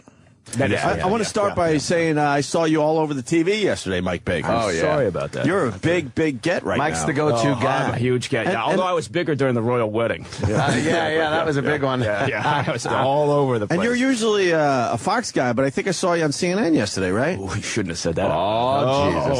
Is that going to mess you up a little bit? No. You know what? I'm good was to go CNN? anywhere. Yeah, I'm a complete media whore. I'll go anywhere. Do it. Go anywhere. Why not?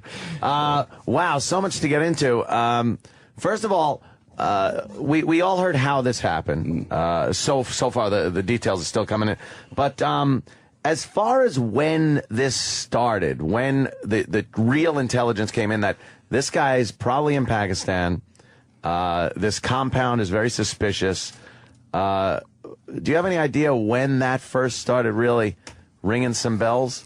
Yeah, you know, the amazing thing about this is you know, you get that 40 or so minutes on the ground, right? And rightly so, everybody's fixated on that because that's the hot time. But sure, to get to that point, you got an incredible amount of work that goes on ahead of time. And what happened was they started picking up some information all the way back to 2007, really. Wow. You know, even a little bit before then, from detainees. And where were those guys? They were, you know, being held by the agency. Yeah. And of course, that program wasn't very popular for quite a while. So didn't Khalid Muhammad mention the name? Didn't they get it from him? Well, they got it from they were picking up stories from a variety of places about individuals because what they were looking for was you're looking for anybody who's somewhere in Bin Laden's orbit.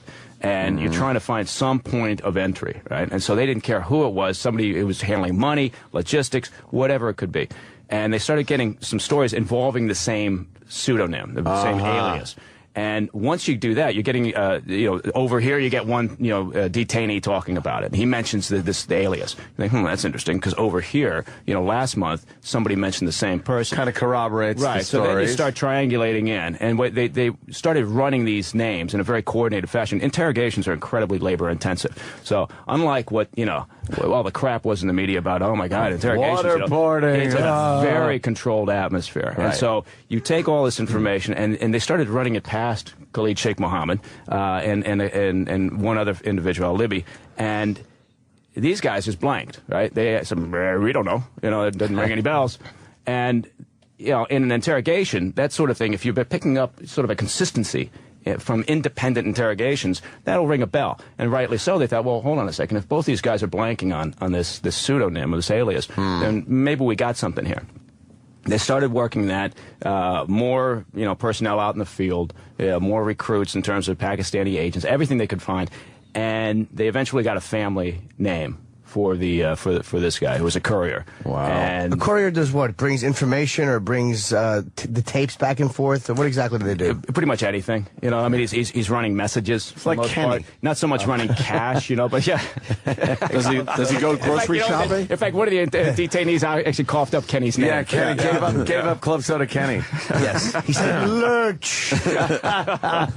Code name Dummy. Khalid Sheikh Mohammed said, I don't recognize the name. And so, but that's the sort of work that it took. And they got the family name. Once you get the family name, then you take it. It's in a way, it's like an investigation you'd watch on CSI or anything else. It is incredibly painstaking and labor-intensive, not particularly exciting, but you got to do all that work to get your 40 minutes on target. Right, to get the big to go to the big game, as they say. Exactly. It's fascinating to learn that they were watching this in real time at the White House. Now that's like Hollywood movie stuff right there. Yeah, it's like a Tom Clancy thing. Thinking that they're sitting there actually watching. Now I would guess some helmet cams. Yeah, a lot of coverage, as you can imagine, because and it's not so much cover your ass, although unfortunately in today's world there's got to be an element of that. But a lot of it is also for verification purposes, forensic purposes. They want to make sure that they've got a lockdown on everything there, including the people, the gear that they're picking up, and they picked up some tremendous material off of this. Oh man, from what I heard, now obviously we just hear what's filtered through the news, but. From what I heard, a lot of computer equipment, a lot of storage. A lot of Bin Laden's porn stash. Yes. And that would just be a kicker if you looked in there and just said, how cool would that be? He's into Lindsay Lohan. Yeah. But they got Osama's... particularly if it was, like goat porn or something. But they basically got Osama's hard drive. That's just amazing. Right, absolutely. And I think one of the best things about this is the fact that it was just outside of Islamabad, right? Yeah. And, the Pakistanis are all like, I don't, now this is really bringing up a lot of shit with the Pakistanis because it was next to what amounts to their version of West Point, so it was very relatively close to it.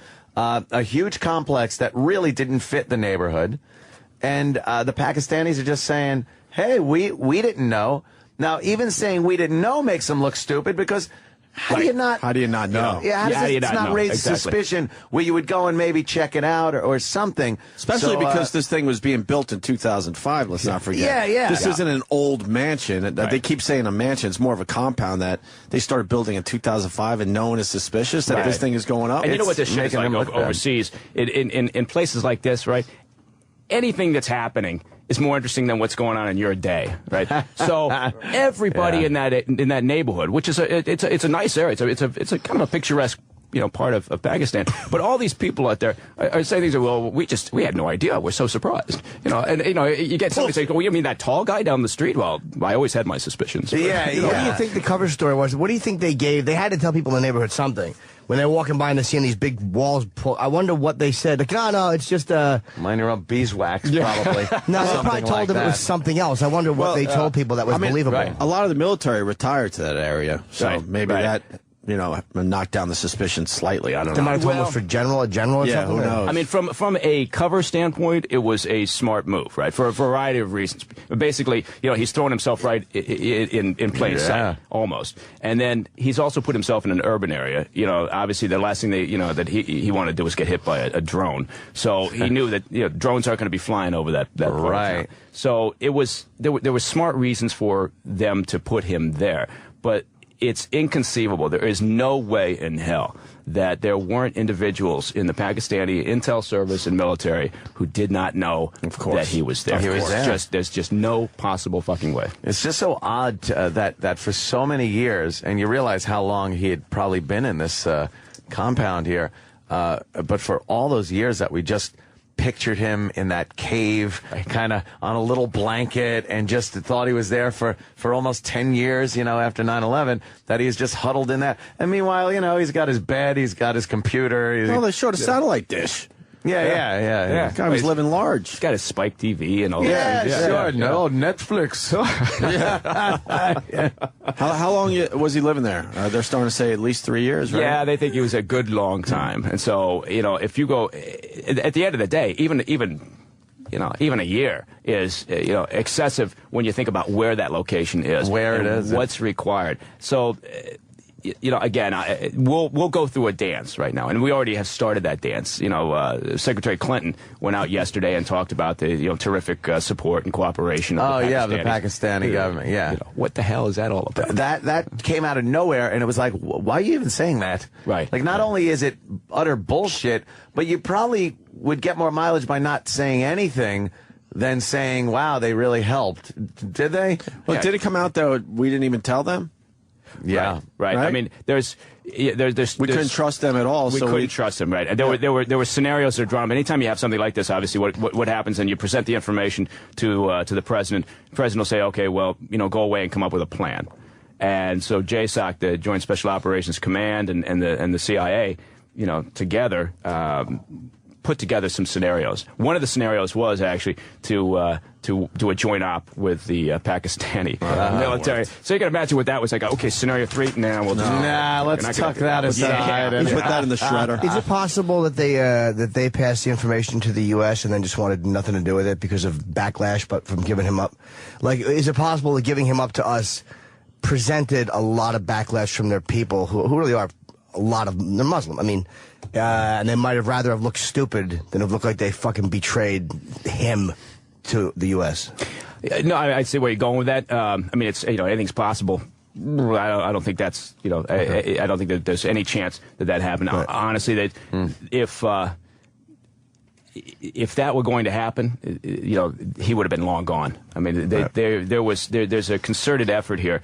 And again, you don't want to make too much of it. It's not a government-wide conspiracy. It's not like the entire Pakistani military and government were in on this. There's enough rats in there. Right. There was enough. And we've always known that. We've always known there's sympathizers within the intel service over there and within the military.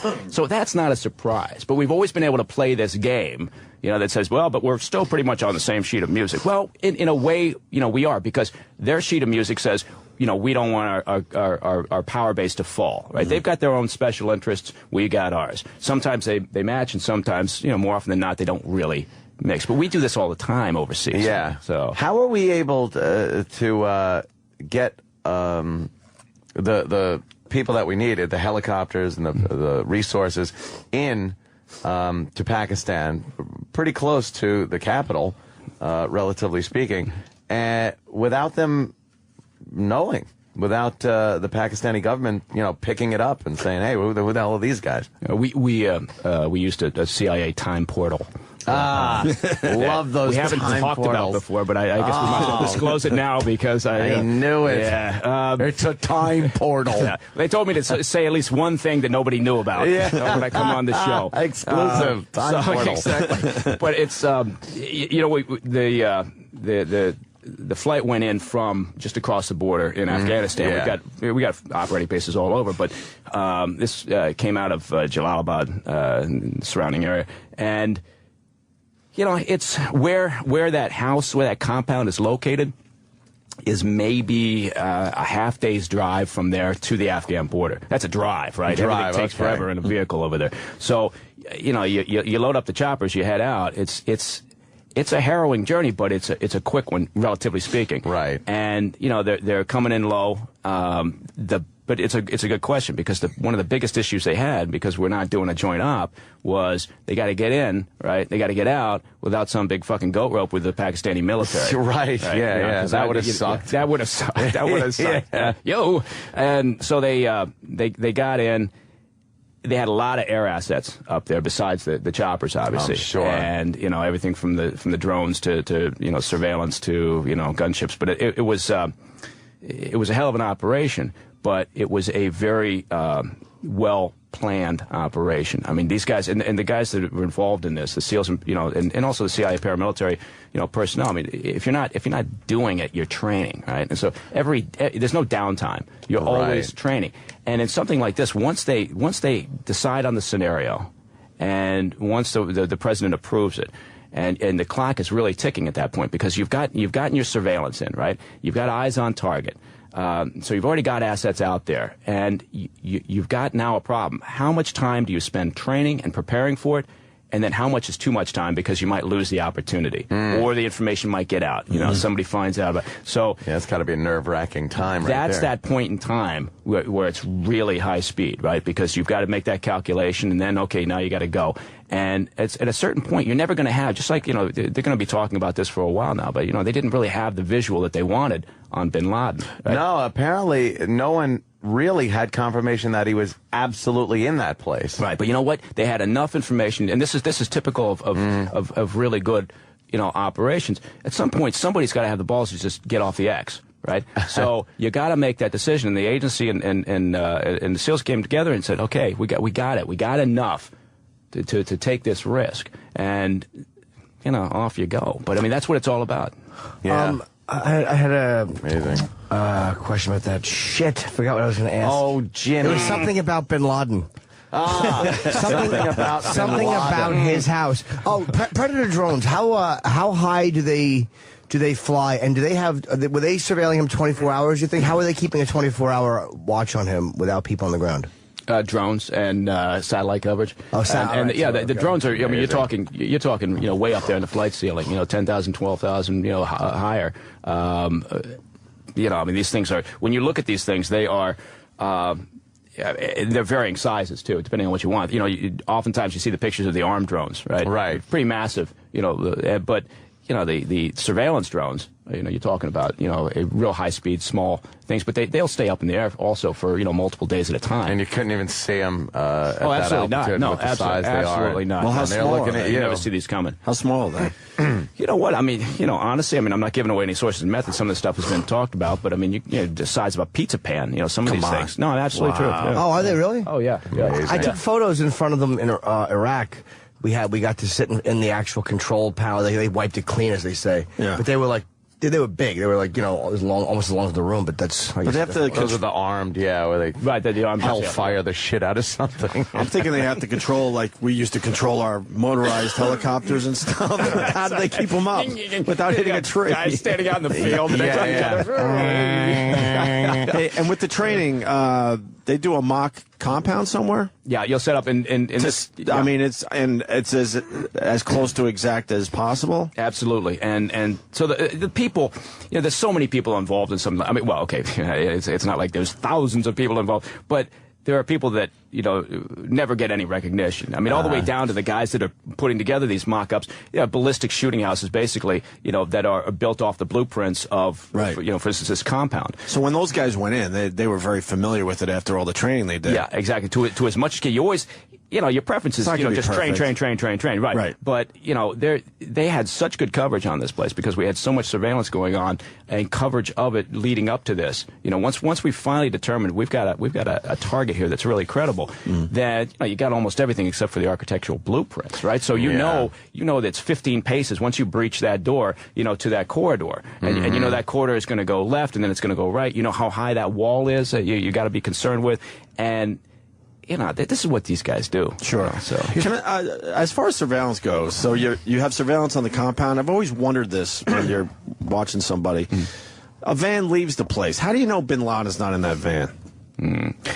Well, I mean, because it seems like that's the easiest way to get someone out. All of a sudden, a van pulls up. Next thing you know, the van pulls away. And you're sitting there as the surveillance guys going, "What the fuck is he in there?" Right. If it's not, you're right. If it's not a Prius or something like that, and you can't see through the windows, right. you know, then. But how does that play out with you guys? Well, you know, the short answer is you don't know, and that's actually a good point, because you know what you get used to, and what I've found when I talk to people is, you know, beach books, movies, you know, they expect everything to be cut and dried, right? It's all, okay, it's either this or it's that. Well, it's never that. I mean, it's always fucking gray and murky, and you're making decisions, and you're moving forward based on really imperfect information. And so you never get to that point where you have, you know, 100% confirmation or 100% quality intel. So it obviously freaks you out if you see a van come and go. You're like, wow, is he even in there? Yeah, Are we going to commit to this now? But that, you know, what that does is that sends all sorts of other things in play, because then, you know, then you got to have the resources in place to say, okay, well, somebody picked that up, you know. And you take now look at the van, follow it, figure out what the hell it is, see who gets out of it, and everything leads to something else. So now you got to worry about, well, fuck, we've never seen this vehicle before. Now we got to run that to ground, right? And you're talking about, it's not like here in New York City or someplace else. Not that the police work is easy, but you know, this. It's not like you go to the DMV and you know, shower and say, well, I'd like to look up the plate number, you know. But so everything leads to something else. It's just like this never-ending, you know. It's what's that saying where every military plan falls apart with the first point of contact? It's just however much you plan, usually the first point of contact with the enemy, you're going to have to start thinking on your feet and change it. Absolutely. Now, the copter is a prime example. That helicopter not being able to leave that compound, obviously they had a contingency plan for that. Right. They had enough resources to still get everybody out, which is great, and got rid of the old helicopter there. It's like, we can't have it, you can't have it. No, I get to blow it up. Did Obama make some ballsy calls here? Because they were saying that there was a few calls that weren't just like, all right, he's the president, he let it go. Like there was actually timing issues and stuff where he said, let's go for this, or let's do this. Did he actually have something to actually do with this? Oh no, absolutely. This would not have happened unless the president said, yeah, it's a go. I mean, if he hadn't authorized it. So you know, you got to be fair. No matter what side of the fence you're on in something like this, you've got to have respect for the fact that it was, you know, given a green light and move forward. Because, you know, he could have kind of said, geez, I don't know. What if it doesn't work? If it doesn't work, I'm not looking. I don't want to be the Jimmy Carter guy. You know, exactly. Didn't he say no to a bombing for that reason? Like, because I think they said that Obama said no to a bombing because they might not be able to identify the body. And you're in a residential area, and if he's not there, and you kill civilians and he's not there, it's a well. And it turned out there was 20 some odd people in there, children and women. So if they did, a lot of kids in there, all the kids in there, like so toddlers. 23. If they did fire a missile into there and just blew up a bunch of kids, might not look too. I didn't know there was. I thought there was only 4. How did they? When they were landing, I guess the whole compound must have been alerted that they were there. But I guess at that point, there's nothing they could do, right? Well, no, I mean, you know, exactly. Once, you know, those, because no matter how you'd like to think they're silent choppers, you know, they make a fairly good racket. And so once they come in, they took some fire coming in. I mean, and so it's, you know, and all those kids that were in there, it's absolutely true. If we had chosen that scenario, and that was one of those scenarios, if they had chosen that bombing scenario, you know, there would have been much less certainty over what had happened, and yes, we would have gotten them, but you know, we would have magnified the potential for blowback. Are you surprised there weren't more people protecting him? There was only 4 guys. Yeah, given where he was, though. You know, your trade-off for kind of hiding in plain sight is your reduced profile, right? So the more security personnel you got in there, the more logistics you got to worry about. You know, the more efforts has got to be made to keep everything tamped down. If you have 12 armed guys walking the perimeter, people are going to start going, hey. Who lives there? Yeah, and you know what? But what about 12 guys out of sight? I'm thinking because the place is big enough. Yeah, but at some point they got to go out and, you know, get laid and whatever, barbecue. You know, you like thinking it's like the movies where, you know, his cronies are just always around him inside. But they got lives these too. are guys, they got to go out, they got to do shit. They're all sitting out in the courtyard playing poker. Something. No, I see what you mean, but I think it's because they were staring at this place through satellite coverage and other surveillance means for months. trying to, get a sense of what's the pattern of activity in here. We've got, because aside from just knowing the physical, facilities and knowing, heights of walls and everything, you got to know, what is that pattern of activity? Because again, what are you trying to do? You're trying to catalog people, you're trying to catalog activities, time of day when, there's maybe, downtime, what happens at midnight, if you're going to launch this thing at midnight. What time did they go in? It was about just a little after midnight. Yeah. And I have to say, what a smart, Bin Laden was smarter than I think a lot of people thought. They burned their own garbage, like little things that you might not think to do, where there's just nothing came out of there. Oh, nothing came out of there. Yeah. Well, they had no phone line, no landline going in. They had no computers. The burning the garbage. Honestly, it's interesting because the neighbors. Of course, now you're getting the neighbor thing that you get here in the U.S. Right? You got a psycho killer next to you. They all say the same thing. And here you're getting the same thing. You got a guy that's saying, well, we were so surprised. I actually read a quote from one of the locals who said, we were so surprised to find out. He says, my friend had met those people once at a bakery, and he told me about the tall bearded man, but he said he seemed very affable. I was so surprised. They seemed so nice and quiet. Yeah. Hey, could you talk about the Navy SEALs a little bit? Yeah. This special unit. Yeah. Well, this was SEAL Team 6. They sound like motherfuckers. Yeah. All, you know what? I got to tell you, they all are. I mean, they're all, talk about fantastic, talk about well-trained. Amazing. I mean, all the special forces, right? But, and it's just, the SEALs and 6 has been working in Afghanistan, since 2001. And so, they are very familiar with the turf and the terrain. They are incredibly adaptable, right? So you throw a problem at them, and they're almost, I don't want to say they're cerebral, but they basically are. I mean, they're thinking soldiers, right? And they, not that the others are. That's not to disparage any of them, but they are a tremendous group, and the training that they go through and continuously go through, the single-mindedness that they have, and this operation, was just incredibly well put together. But it was also, I mean, a big, kudos out to the agency. I mean, the CIA was pretty much leading the charge in terms of the intel, and also military planning right alongside, because our paramilitary operations within the agency are just second to none. No, it's speculative, obviously, and because we don't know for sure at this point. They said they encountered Bin Laden, and he would not give up. He resisted, and he took a double tap to the head. Just speculation on your part, knowing some of the people in the mindset of some of this. What kind of chance do you think they really gave him to give up?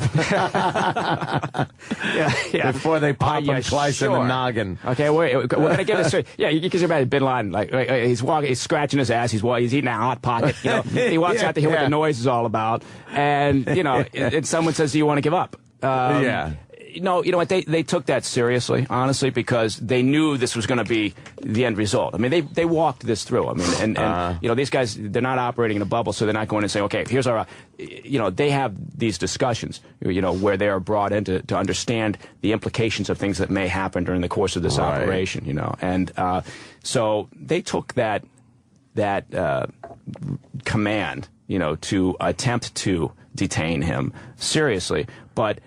You got a lot going on around you, right? It's probably, it is very chaotic moments, and so you're going to give them an opportunity, but you're not going to stretch that out into an it's not going to be a negotiation a fucking blockade kind of a. Hey, he's in here. Let's talk him out. Right, and your mother's here. She's out here on the street, Osama. Come on out, Osama. Wait, do you really think that what they did was genius, because he's vanished? He's off the face of the earth. There's nowhere for people to go. There's nowhere to build a shrine, and he's not alive, so they can't take hostages, because people would be taking hostages all over the world to try to secure his release if they had kept him alive. You couldn't take him alive. You had to kill him. It's impossible. And having a place, a pilgrimage to go and have a place where he's buried to, inspire people. It is a very strategic thing, I think, that they just dumped him in the ocean. That's great. Right. Well, nobody was going to take that body anyway. I mean, reports are that they asked the Saudis, and I believe they did. I mean, he was a Saudi. You can imagine the Saudis say, we don't want that. Need that shit. And so nobody else was going to take him. And they were absolutely right to do what they did. They showed, frankly, and I think, for correct reasons, they showed some real sensitivity and said, okay, fine, we're going to stick with sort of Muslim burial practices. Yeah, all right, I get what they're doing with that. Frankly, would I who cares? But yeah, exactly. But again, you're thinking about the implications after the fact. Right. But is that sensitivity or is that smart, like using their own religion as an excuse to dump the body immediately? Like, hey, you guys are the ones that want to bury him immediately. Adios. No, it's convenient. I mean, it's good that Muslim burial practices don't say we got to bury the body within, say, 7 or 8 days. Whatever. 24 hours. Come on, we got to help this guy out. Yeah. I don't think we care that he got a proper burial. I think Jimmy's onto something. I think it was just a great way to get rid of him, and he's in the wind. Yeah. Where do you absolutely. go? So there's a guy out there that knows he killed Bin Laden. I'm fascinated by that part of the whole story. Like, and the world will never know the guy. Will we ever know who he is? Well, you know what? The world being what it is now, I mean, if you had said this, if this had happened 30 or 40 or, during our parents' generation, World War II, no one's ever going to know. Might be on WikiLeaks at some it could be on WikiLeaks, or, maybe the guy, finishes up and he signs a book deal. Who knows what's going to happen? I killed Bin Laden. Does that guy get title? Does that guy get to go on vacation, or does he have to go right back to training? Like, I can't imagine you're the guy that just took out Bin Laden. Now you have to go back to your, quote, job. Like, what a letdown. You go out for beers, and it's you're his trying stairway to pick up a girl. It's his stairway to heaven. Exactly. What do you do after that? Yeah, these guys will be given some downtime, because they've been training. It's been nonstop training, right? In preparation for the op, so they'll definitely get some downtime. But the good thing about these guys is, just like with my old lad, is they know how to keep their mouths shut, right? Sure. They know how to, so that's part of it. Until there's a reason to, or there's an opportunity, and the military says yes, from our perspective, it's okay. Then they're going to keep their yaps. Does a guy like that get special privileges? We've been talking about that off and on. Let me expose why we talk about that. We all have this daytime fantasy that we're the guys, so we want to be accurate in our fucking childlike fantasies about what life is like after you do that. I mean, it's not. I mean, you get an extra heap of mashed potatoes and then that's all. Do you get a break on your taxes? Just some dumb thing. That's right. A free house and a hybrid car. Will the president ever put a medal on the guy? I mean, like a public. There's more than a certificate coming their way. There's no doubt about that. I bet they're going to have a couple.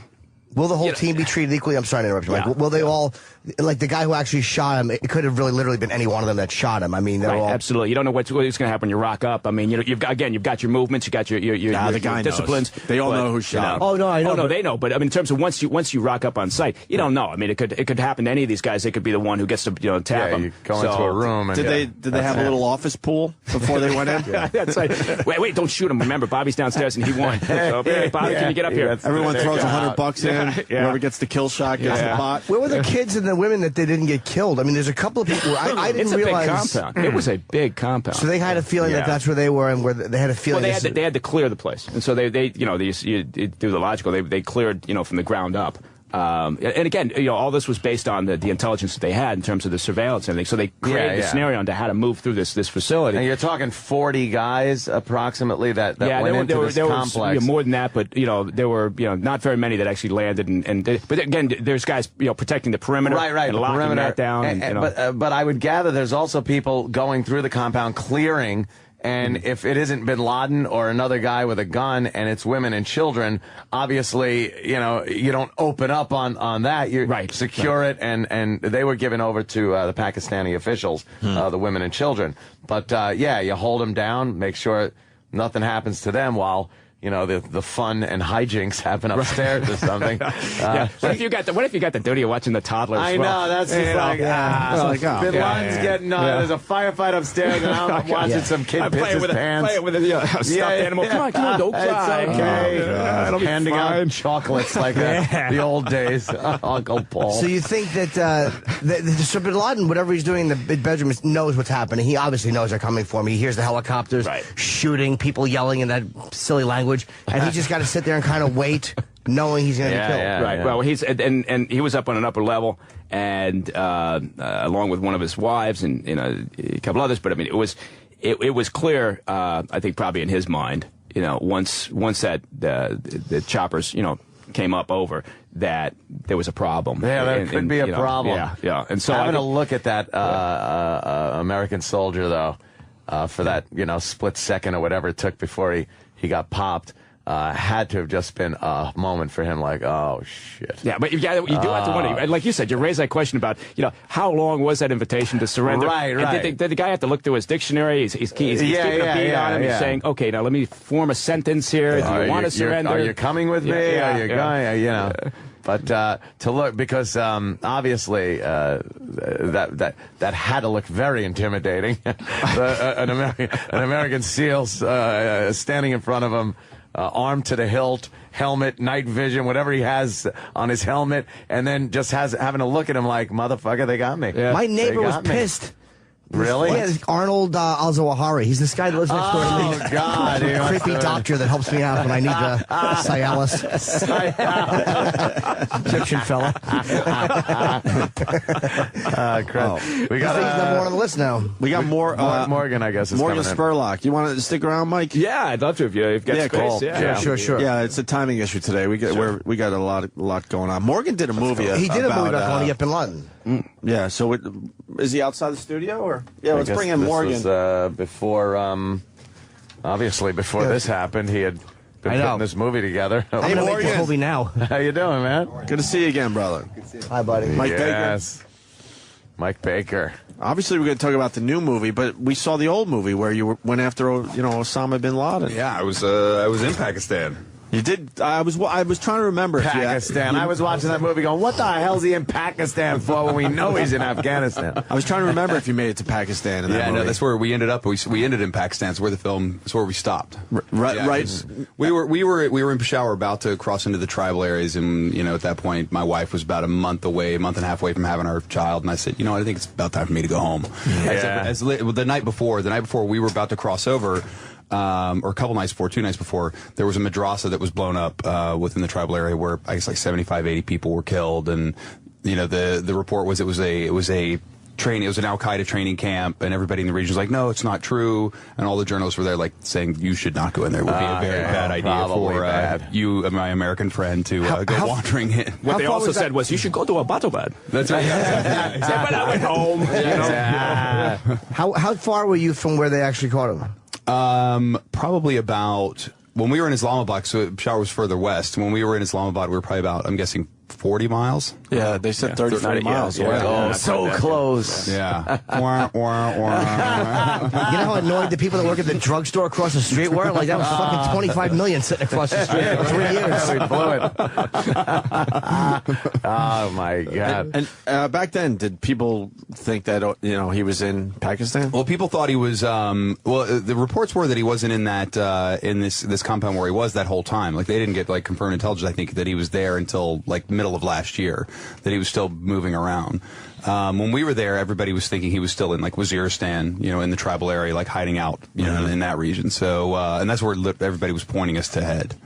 Wow. But I yeah, wonder if he was for a the while. fact that he was in some big giant compound right outside the capital is pretty phenomenal. It really is. So I guess you were surprised then when you heard the news. Yeah, it's like, wow. He's like, wow, he's right outside of town. He's in the burbs. He's Howard Johnson right across the street from there. That's right. Yeah. That's why I just pictured him looking exactly like he does with the headgear and the big beard, just pushing a lawnmower outside his house, waving to the neighbor. Grilling outside. Yeah. Edging the curb. Yeah, right. See this big fucking turban over the 7-foot wall bouncing. Who lives there? It's a tall gentleman. Yeah, he certainly is. So what's your new project? You do great stuff, man. Yeah, no, thanks. It's a new movie that looks at the whole world of advertising, marketing, and product placement. And the whole film's actually paid for by advertising and product placement. I saw the trailer for this, and it looks hysterical.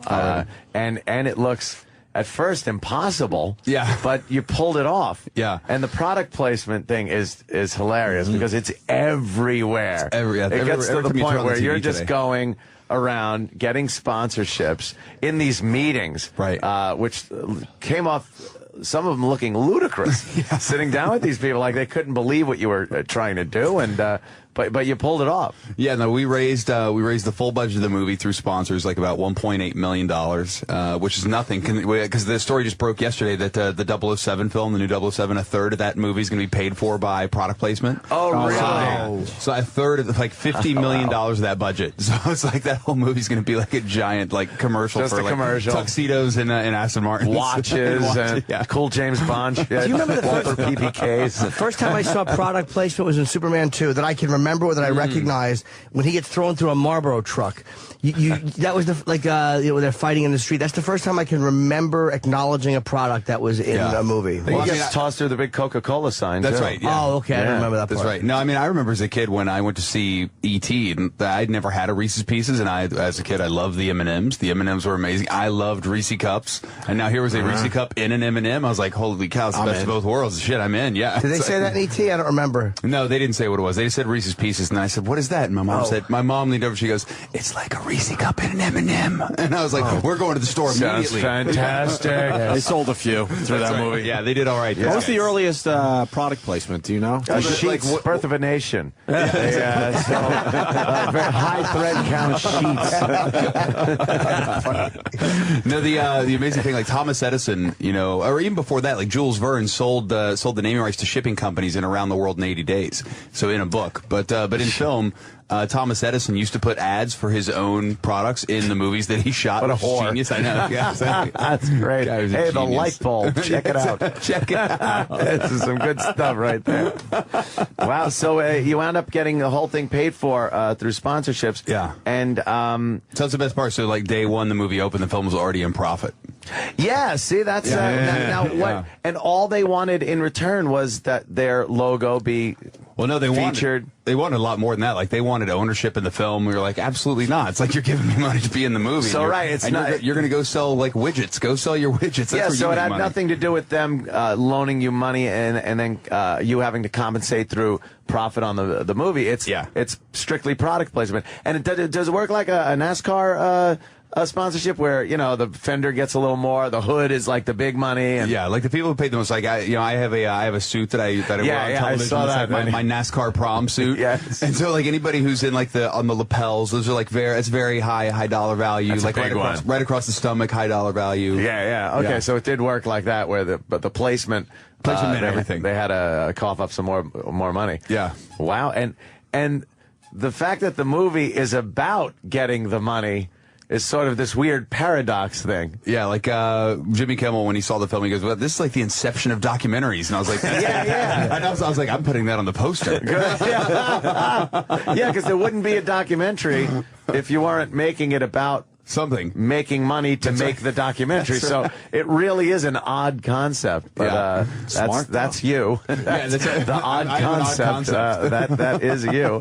Do you notice other people kind of coming out with these Morgan Spurlock-esque documentaries? Well, it's like I always get sent emails of people who have like the people who continually to make films to like disprove like the McDonald's diet, like the disprove supersized meat. It's like, look, I ate it for 6 years and I'm still healthy. Yeah. It's so I always get those emails from people, but there's a lot of people who are doing like stunt films now or putting themselves in movies. It's crazy. Supersize Me was great. You fucked up your body. Yeah, forever. Like to this day, like I like will gain weight like that. Like I can put on 5-10 pounds in a weekend. You think that just genetically changed you? Yeah. Well, I think that what people don't realize is when you gain weight, that when you lose it, those fat cells don't vanish. They're like, I'm going to be fine now. It's like those fat cells just don't jump ship. They're still in there. They're just really skinny. So now my body's filled with all these. And they're just waiting. They're just waiting. I got these little skinny Renee Zellweger cells just swimming around my body. Exactly.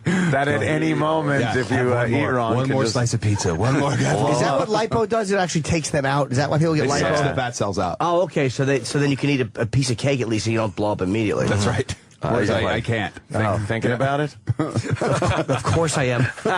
My idea, I do 30 minutes on the elliptical machine, and then I reward myself with a treat. Fucking fat pig hamster. Poor Jimmy. Sick of my body. When does the movie come out? It's out. Just open. Oh, it is out. It's just open? Yeah, just open. So what was the total budget? For the whole film was 1.8 million. That's what I thought you said. Okay, so it wasn't a lot. You're probably going to do well with this. You're not going to lose, obviously. Yeah, well, I mean, hopefully, knock on wood. But that's the thing. Is like there's brands that came on. Like we sold the above the title sponsorship to the movie, so the movie's actually called Palm Wonderful Presents the Greatest Movie Ever Sold. Yeah, and so they bought the above the title sponsorship for $1 million, but we didn't get the full $1 million up front. We only got $600,000. So the other $400,000 is tied to certain box office and screens worldwide and downloads and DVD sales and and they were smart about their negotiating. How much does big product placement cost in a major $100 million film? Well, like in Transformers, they paid like $10 million to have all the General Motors, all the Camaros and all the new cars in there. Right. Yeah, but what about a box of cereal in the kitchen? Oh, it's you know what I mean? It's like 50 grand. That's it. 150, 100 grand. That seems like a pretty good deal. Depends on how close it is. Too bad they didn't do that with Bin Laden's murder. How great would that have been? This shot's sponsored by Bud Light. I'm really confused by that. I'm confused by this movie because what do you tell the sponsors that they're going to be in this movie? Yeah, that kind of takes the piss out of being sponsors of the movie. yeah. You know what I mean? Like, but it's kind of like that reverse cool thing, right? Then they kind of get some cred because they're in with something that's But how do you tell them what How do you tell them what the movie's about? I basically tell them, it's a movie all about this that's basically paid for by this. That's gonna be great. One of the just funniest, amazing. But that's some of the funniest things. What I saw in the trailer was in the conference rooms when you're talking to these people and trying to convince them that this is a great idea. It's a great idea. It's all about product placement, and you're going to pay to be in the movie. And, and it wasn't easy. Like I called over 600 companies to sponsor the film, of which 97.5% of them said no. Like the success rate on this film was like 2.5%. I was very happy to see the pony shampoo. Mane and tail. Mane and tail got in there. I just feel like you would be stuck in a loop, though. Yeah. And then they go, but what's the movie about? Right. And then you say it again, but what's the movie about? It's a paradox. And then I say, you're watching the movie right now. This is it. Right now, we're shooting. Morgan, you're brilliant. We're shooting You're it right fucking now. brilliant. Yeah, at one point, and the shot is hysterical because somebody goes, what's the movie about? And Morgan just turns around and goes, this is it. You're in it. You're in it already. You don't even know it. What was the biggest surprise you got? The biggest surprise, was Hyatt Hotels, like Hyatt, which is like a really real conservative company, conservative family. Like when they jumped on, I was like, wow, we might actually pull this off. This is fantastic. It's not like some mom and pop like Bob's Shipping. It's like a real company. Hey, that's a good question. When did you realize that this was going to be a movie that people would see? Because you go into this going, this could be a disaster. Yeah, well, you never know. I think Sundance, when the movie premiered at Sundance and it played. No, I mean when you were filming though. Oh, where you knew as a creative person that you had something. There was a moment when we called Mane and Tail when I was speaking to them on the phone. Yeah, and I was chasing them for months to try and get them to do the movie. And finally, about halfway, I set up a call with him. I'm talking to the president of the company, and you hear me say to him on the phone, he goes, well, how's it going to work? And I said, well, we'll probably see the product in the beginning. You and I'll have a conversation somewhere in the middle talking about the placement, and then we'll see it again in the end. Wow. And he goes, that sounds great. And as I was having that phone conversation and we're filming it, I'm like, oh yeah, that all just actually happened right during that. Perfect. Yeah, I can cross that one off. Done. Was there a sponsor that you really wanted to get that didn't come through? Well, I really wanted to see. The whole goal was to make like a documentary blockbuster, like a dockbuster, and you can't have a blockbuster without a fast food partner. Well, and so I was like, well, we got to have a fast food partner. So of course we called McDonald's. McDonald's didn't call back. They said, "F you, supersize me." I called them 4 times, 5 times. Like literally, I'm calling the 5th time, 6th time I left a message. I'm like, hey, it's Morgan Spurlock. It's going to be really different this time. Please call me. Here's my number. Thanks. Never called back. They hate you, don't they? We got a great relationship. I call them, they don't call back. Works out fine. Well, that's the strange thing. Supersize Me did great, and you didn't affect their numbers in the end. Mm-mm. Maybe in the short term, they did better in the end. I think they're worth. Do you think your movie actually helped their business? They should send me a thank you note. Yeah, or at least like some sort of like a pick me up bouquet made out of like bacon and fries. Right. Do you eat there at all ever? Never. Not never. Last time I ate there was March 2nd, 2003. Like at the party scene at the end of the movie, you see me kind of having my final birthday farewell. Right. Yeah, that was it. I like the occasional coming home on the road at 2 in. There's nothing open. The rest areas all have McDonald's, and I'll grab a couple of hamburgers. Once in a while, it's great, but I can't do it more than once every 2 months. Yeah, but late at night, I find there's other great places to get burgers in the city.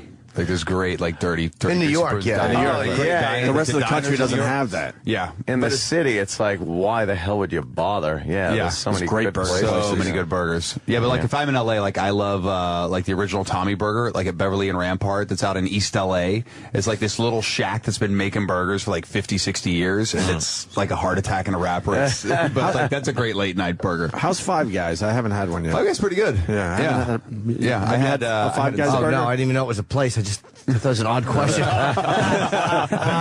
It's like, is this his next documentary? It's Five Guys. Sounds like a lot of work. It's like a new Belladonna movie. How's that? That's worse than 4, not as bad as 6.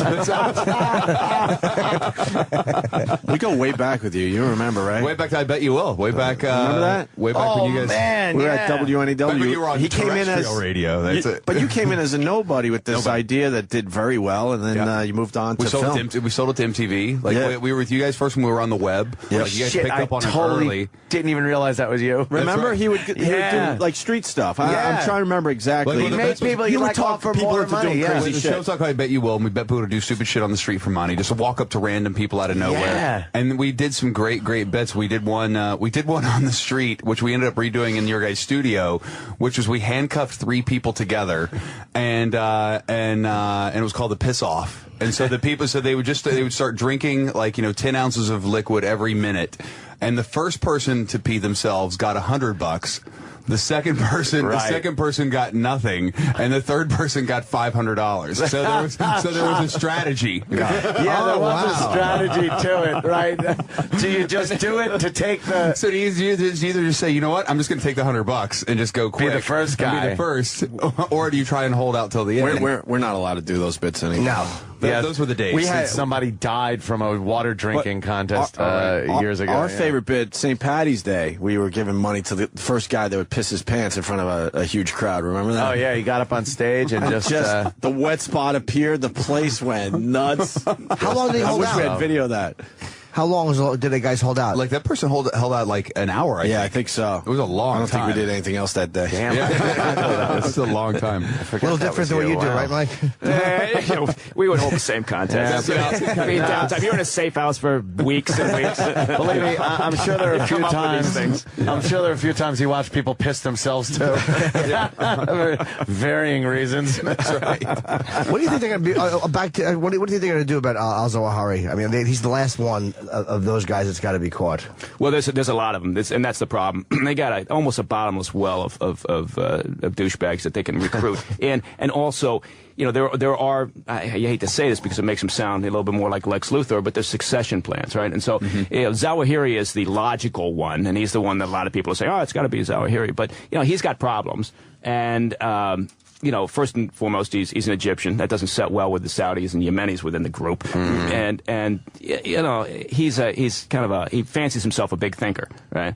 Not necessarily an operational strategist, but there are others within. They've got a military committee. They got a couple of guys in that. They've got a couple of strategists. Even some scumbag like Al-Laki, could end up rising up to the top. So somebody will take this guy's place. And it's naive to think that just because we tap bin Laden, somehow that's the demise of Al-Qaeda. Yeah. We got and you know what, the guys in the agency and the guys in certainly the teams and elsewhere, they know better, right? They're going to enjoy the moment.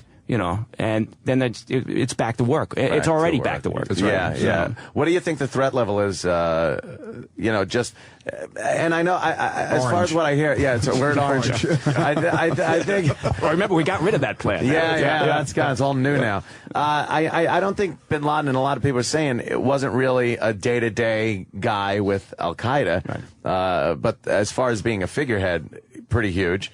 And taking him out, it seems like they would want to do something to make up for that. So what do you think our level of threat is at? Do you think it's pretty high, or you think we're making a little much of it? No. There's a heightened concern right now over potential retaliatory strikes, right? Yeah. Because logic just tells you, there's not anything specific yet, but they'll be watching, obviously for any potential, everybody likes to use the term chatter, but basically they're looking for any movement. And something like this, anytime you have a scenario like this, it creates movement, which is fantastic because, it's like the rats putting their heads up. Starts bringing bringing people out. Then you got opportunities to to take out others or to develop new leads, and but there is a concern that in the short term for sure.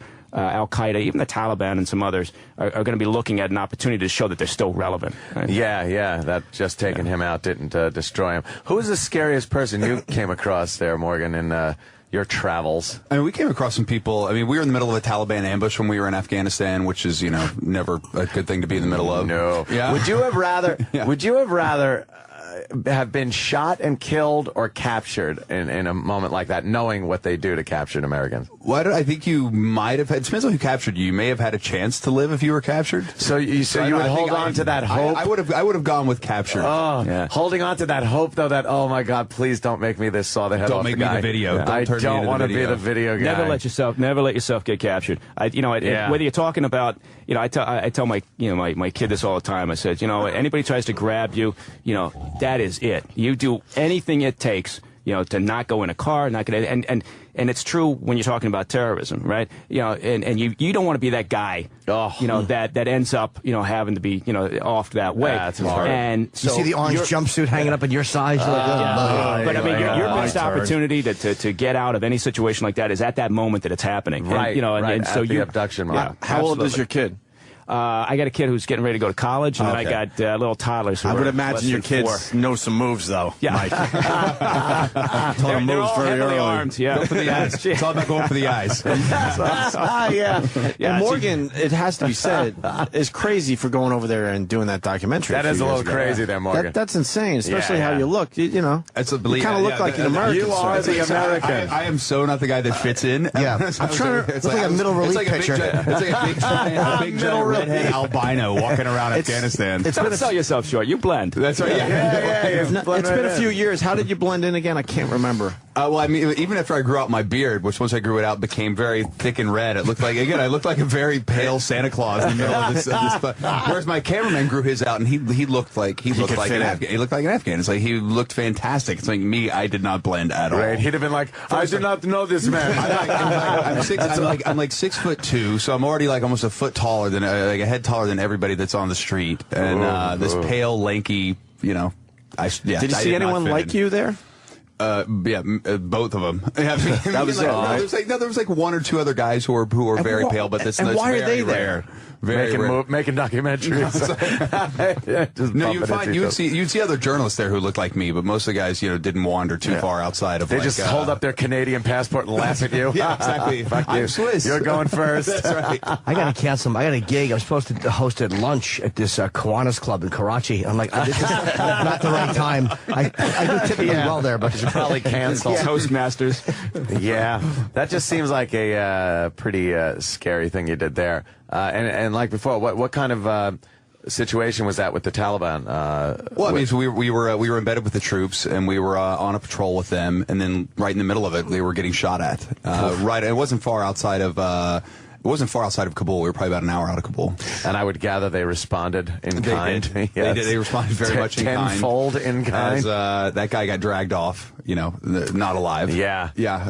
I was watching some videos online, and they showed one guy, and he was firing, I guess, RPG, and he fired one RPG, and you just see him get lit up. I mean, this guy had to just be an idiot. One guy with an RPG, and then you see tracer rounds just filling the weeds where there's nothing left of that guy. Yeah. I do like how the Americans do respond to some of those situations. Seen a lot of videos, too, where it really does dispel, because it's available now. I mean, people have cameras. They have their own cameras that they send videos to their families and whatnot, and they get out. And this whole thing of, this soldier, this John Wayne type soldier, just gets blown out the window, and it's like, holy shit, that motherfucker came apart. Yeah. You're like, wow, the mindset that takes is amazing. How long are we going to be in Afghanistan? I mean, it's like things like with this kill team that came out recently. It's like whenever you're somewhere long enough, there's going to be guys who fuck up and do awful stuff. Like, there was My Lai in Vietnam. You're going to have it. You can't avoid it. And it's like, when do we just get out of there? You got guys who are like they're on like their third tour now. You got guys who are more. When do we just get out? What are we going to do? The Taliban is fine. If you did 2 tours in Vietnam, like that was a huge deal. Those guys are on their third tour. Wow. There has to be something that happens in your mind where you're just like, I'm so used to this. This is nothing to me anymore. Yeah. Laughing at yourself when you vomited at your first friggin', split open head, and now it's just like, hey, check this guy out. And part of it's also just dealing with the tedium, right? I mean, there's because there tends to be it's like operations. There's months of and then all of a sudden you got 5 minutes of excitement, right? Yeah. And then you got months of crap, and then a fight. So with the Afghanistan question, no, that's exactly the question that should be being asked right now is what the fuck's our exit strategy? What's the game plan? And why do we honestly think it's in our national security interest to still be there trying to create some bullshit, pseudo-stable, semi-democratic institution? Right. Don't they want Sharia law? A lot of these places, like, why are we trying to force it on people? They don't want it. They don't want it. They want Sharia law. Let them have it. It's their country. Well, I mean, also the Taliban. I mean, you mentioned Vietnam. We're not learning these lessons. We go back 25 years to the Russian occupation of Afghanistan.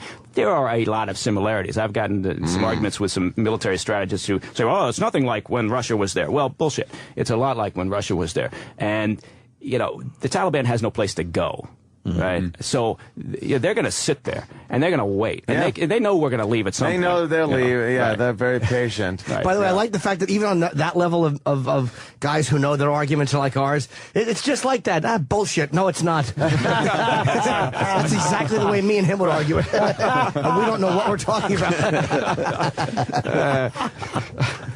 Yeah, that's we definitely should have some kind of exit strategy. But I think the idea that we can keep just moving around and breaking down these Taliban camps and training camps, it's a ridiculous notion. The place is giant. They know it and will always know it and be able to travel in those mountains better than we can. Even and they have the people, the support of all the people. So what the fuck are we still doing? Well, we're tending to now kind of buy into this positive spin that's being put on how things are going. I mean, we saw it right after the news came out on Bin Laden. Say, well, this is the momentum is shifting, and by the way, and then you heard some of the senior officials tag on about the positive steps that we're seeing in Afghanistan. I don't know what they're watching, right? Because yes, wherever our guys are, they do a great job wherever they are, right? But the minute they leave, the minute they leave, or this idea that somehow we're going to leave behind. The Russians got in there, and after about 4 years, they made the decision to get the fuck out. It took them about 5 years to figure out how to do that. Now, some of the things that they were worried about, some of the things that they were trying to figure out, one was they couldn't hold the countryside, so they retreated to the urban centers, and then another thing was, how do we leave behind a government that's friendly to us and going to push forward our agenda? Well, how do we do that? Because they're corrupt and they're unstable and they're disjointed and dysfunctional. We're doing the same things. We're dealing with the same issues, and it's very, very disappointing when you think back. And I'm old enough to remember when we were back there and we were trying to push the Russians out. It's very disappointing. If you had said to back then, you guys are going to be here soon. You're going to be doing this. Don't worry, you'll do the same thing. That's right. And what about we're out of Iraq, right? No, not really. No, I thought most of our combat troops were out. Well, we're there in largely an advisory and training capacity, but that has an enormous psychological impact right now. Once we turn out the lights and walk out, then it's I would argue that in Iraq it's also still open book on what's going to happen. Every documentary. How many guys are there? Shit, at this point, I don't even know. I don't know. Every documentary I've watched on Iraq. I don't know. There's 470, I think. Something like that. That's bullshit. I'm having a high-level discussion here. The Iraqi army is treated like garbage by the American military that is supposed to be training them, and they're the guys that are taking over. And every documentary I've seen, they're a joke. They are literally a joke force that can't seem to do anything right. It was constantly American officers telling them, keep your fucking head down. What are you doing? Get your men over there. Move. Get up. Move. Like they don't know what they're doing. So the second we leave, whatever revolutionary force comes into power or whatever, whoever wants to take over, I don't think they're going to have much trouble stomping over the military. It's going to be like with the Afghan National, the police, the Afghan National Police and the Afghan National Army, where they would be in fights and they would say, no, we'll come to your side. Yeah. Hey, don't worry about it. We just want to be on whoever's winning. Well, and that's a really, really good point, because, everybody out there is kind of making that calculation. What's going to happen when you guys leave? How badly am I going to get fucked in this equation if I fall on the wrong side of things? That's right. And then you've also got, we've had an increase in the number of incidents where Afghan soldiers have turned on our guys or allied forces. And that creates sort of this, obviously, it's hard to trust when, when the guys you're training, there's been some problems like this. So I'm not hitting that bid on the whole Afghan thing. I don't like the idea of what's going to happen after we leave. I think it's just going to go right back to what it was. Like you said, they're patient people.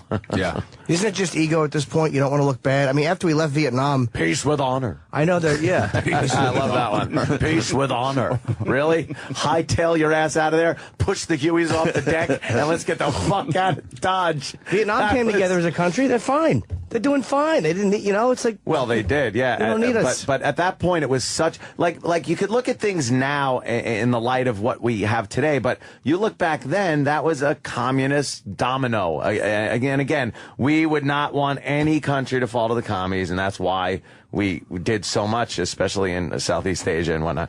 But now, of course, there are tourists. You go there to Vietnam, you're like, hey, here's one of the tunnels. That's right. Check it out. It's a pisser. I mean, people actually go there. No, get in the pit. I'll take the picture. No, take my picture. Yeah. We're doing a deer hunter scene. You sit there. Here it is. That's what's going to happen to the Osama compound. It'll just become Give it enough years. Give it enough years. Don't be surprised. Oh, I thought we burned the whole thing down, but obviously we did not. I thought so too. What was the fire? Yeah, there was a big fire they were showing. Yeah, we blew up the chopper. There were some, because now they got soldiers on the roof of that place, just kind of, securing it. Pakistanis are over there they now. Took over. Hey, what do you? Yeah, good. Yeah, take the empty fucking house. Exactly. We don't care. I know the governor in Jalalabad, or the governor of the province there, wanted to turn Tora Bora into a theme park. Just no surprise. The flume ride. Unbelievable. Yeah, right through the mountains. You take a wacky picture, and all of a sudden your head winds up on your back. I know we're wrapping up with Mike Baker. I want to ask you about the conspiracy guys, because we got some audio of good old Alex Jones that we're going to play after the break. God. We're going to go in another direction here. He thinks Bin Laden's been dead for years. Of course he does. Blah, blah, blah, blah. They froze him up, and now they decided to do this now. And tell the world that he's dead. Right. Put Ted Williams' head on his body. Yeah, he's a great ball player now. What do you think when you hear stuff like that? You know what? There's always going to be a small segment of people, strapping on their tinfoil hats and coming up with this bullshit ideas, and you're never going to be able to push them off that mark, right? No matter what you do, and so. You just got to deal with it. You say, okay, fine, that exists, and the more you respond to them, the more they dig in, right? Do you and think they should show the photo? You think the photo should be shown? Yeah, you know what? Honestly, they have to. They're going to have to. Exactly. They're going to have to. And it's not as if America hasn't seen worse on CSI. Oh my God! No, they're going to have to. I hear the next thing is the video of dropping them in the sea. That's going to be released. Yeah, that'll be oddly, that'll be probably an easier call than the headshots. Is this to shut up some of these conspiracy guys? Well, I think because, like we said earlier, it's not so much to shut them up as just to convince. I don't mean convince, but to show the world, not necessarily that batch of conspiracy theorists, because they're smart enough to know that's not going to change their opinion, right? Nothing will, right? No, but it's kind of to bring sort of a final. It is kind of hey, look what happened around. Look what happened to this guy. Because like we said earlier to start this, it wasn't good enough to just blow up the compound and say we got him. It was really important to get some footage proving we got him, some DNA, maybe some video, some still pictures, right? Right. And that seems exhausting. Well, when you just want to go in and get the job done. Well, it happens so quick, right? I mean, because you take a couple of snaps, You know, you upload them. You got analysts sitting on the other side of the world. You know, they do the facial recognition. You know, they've got. I mean, it only takes a very short while. It takes a few hours. You know, to run DNA nowadays. You know, and we had DNA samples from from family members, from some of his half siblings and kids. So you know, you run that. You got dental records and fingerprints. You know, you put all of that together, and aside from just the fact that you got the motherfucker, right? You know that, but you got to go through these other steps to prove it to the world. And when you release the picture of him dead, people will go, "Oh, that's not him." But it's obvious. Photoshop.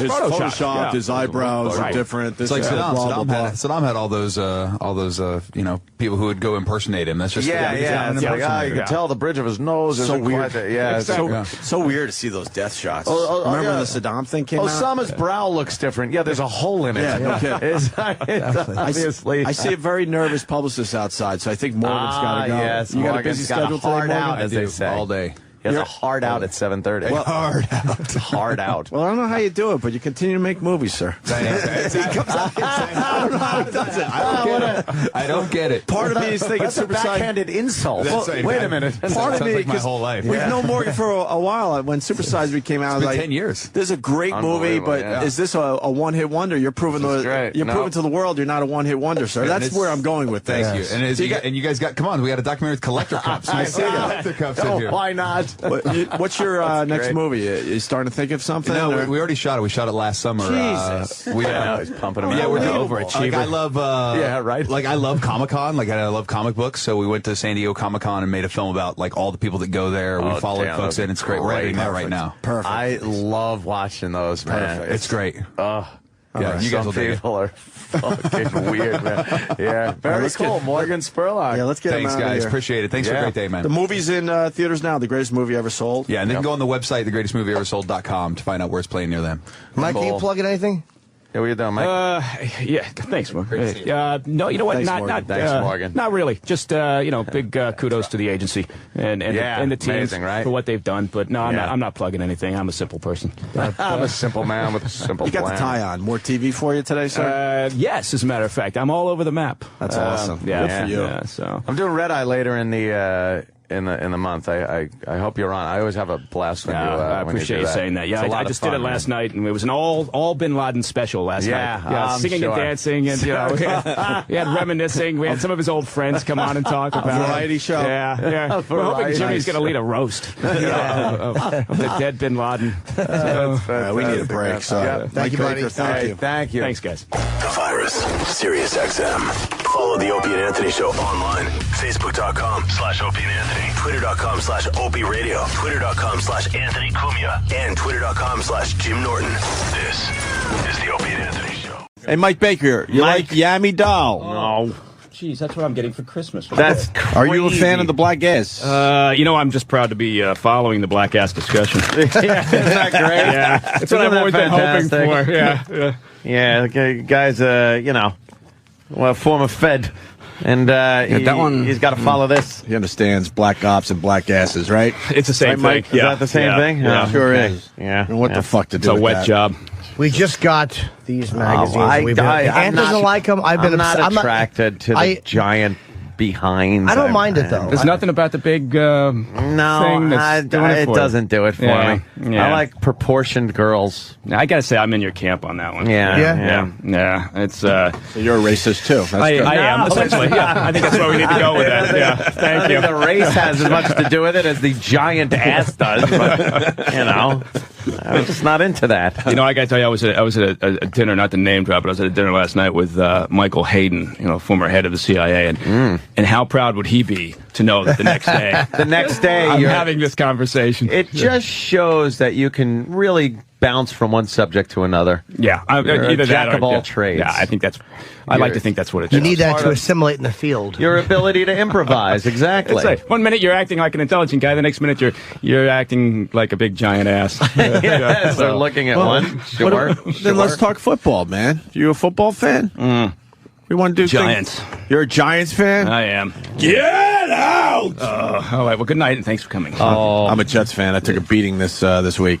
You hear about this player though? I don't know how to say his name. Keith Fitzhugh or something like that. The Jets want him on the team.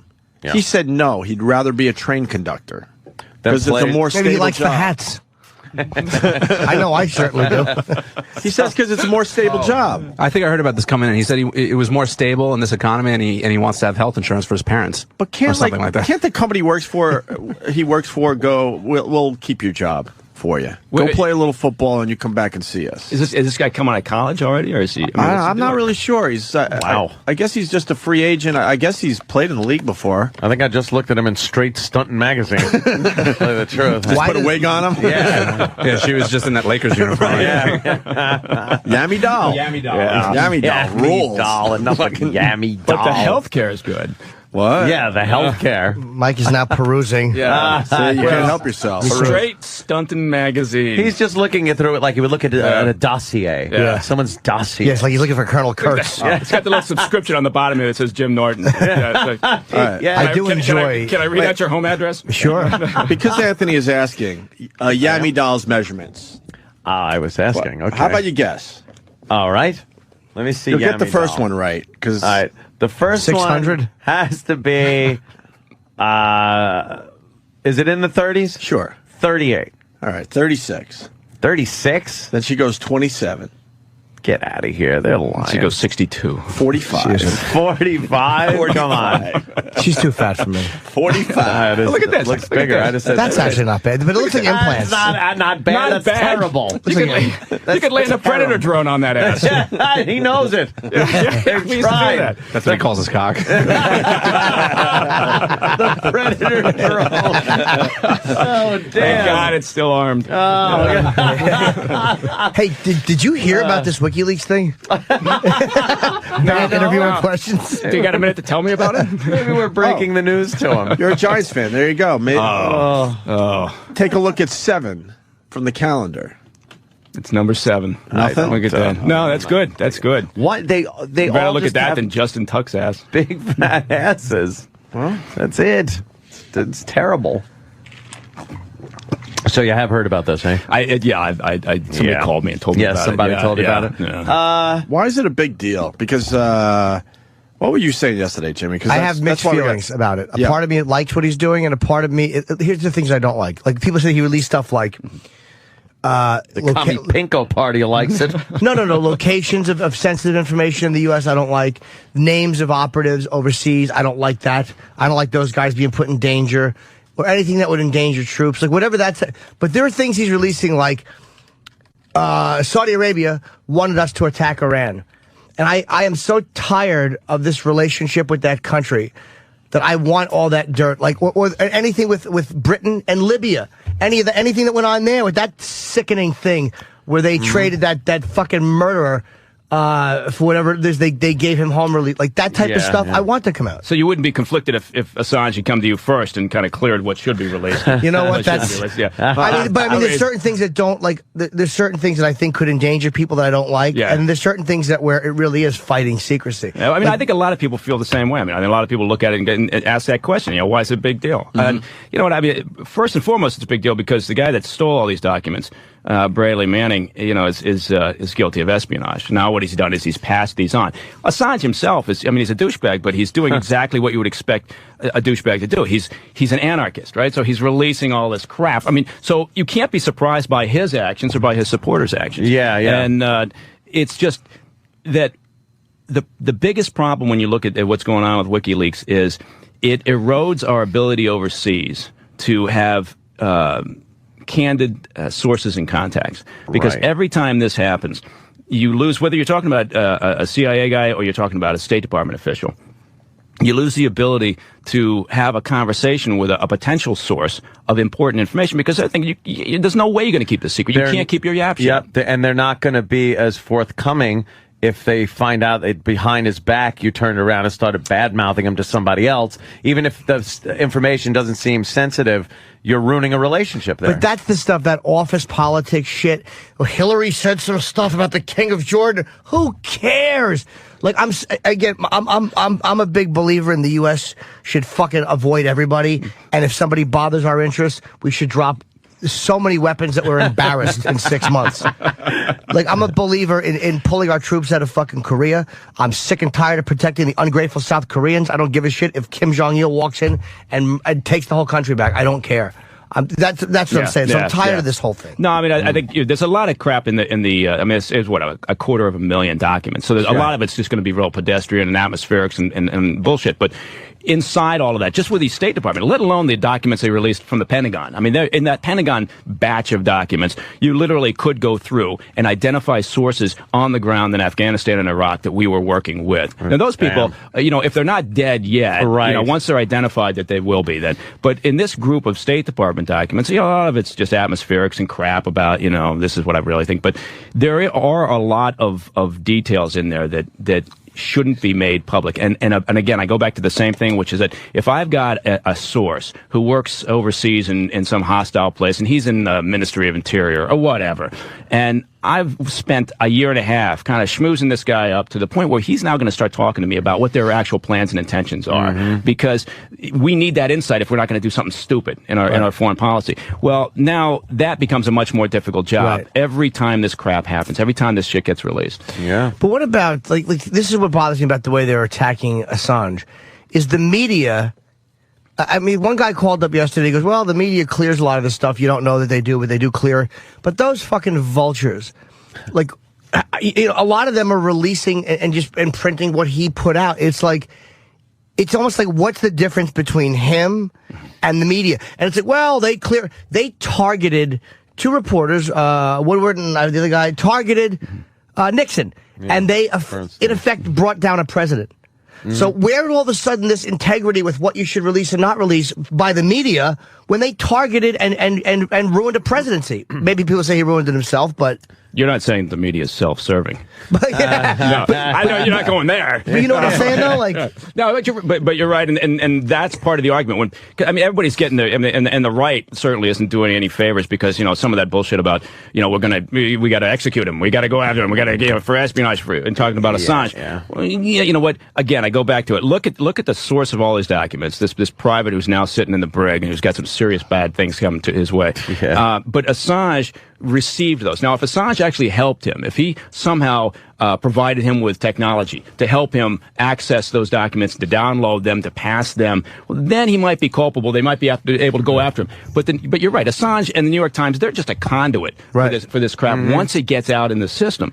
And, there's very little in reality that you can do. They're talking about, and Holder, for some reason, is trying to put his big boy pants on and act tough. But he's talking about we go after him for espionage. Well, that ain't going to happen. He's not an American citizen. No. And you're just not going to get him for espionage on something like that. No. What about these charges that came up, though, that they hold him on? Now, you've been on the inside. Is this kind of a thing like, all right, well, you did this, now we do this? Right. Well, obviously, Assange says it is. He says that you're talking about the sex charges, the rape charges, and molestation charges in Sweden involving two WikiLeaks volunteers, these girls that were there, and he traveled to Sweden, and he's up on charges apparently for rape and molestation with one of them, and molestation and non-consensual sex with the other one, and it's insane in a way, because what they're arguing these fine points. Apparently, they have a very low bar for rape charges, molestation charges in Sweden. I mean, stay out of there. Yeah. You don't go anywhere near Sweden.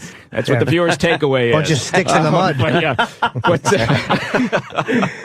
But they're talking about, part of the problem is maybe he had sex with one of them when the girl was sleeping. And maybe one of them, he didn't wear a condom. And then you think, the guy's an anarchist. Why would an anarchist wear a condom, first of all? I mean, so how's that going to stick? Totally goes against anarchy. I don't know where I'm going with this whole thing. But I don't think this is going to happen, because what they've got is they've arrested him in Britain. They've no bail. No bail. But now here's the great thing about Europe.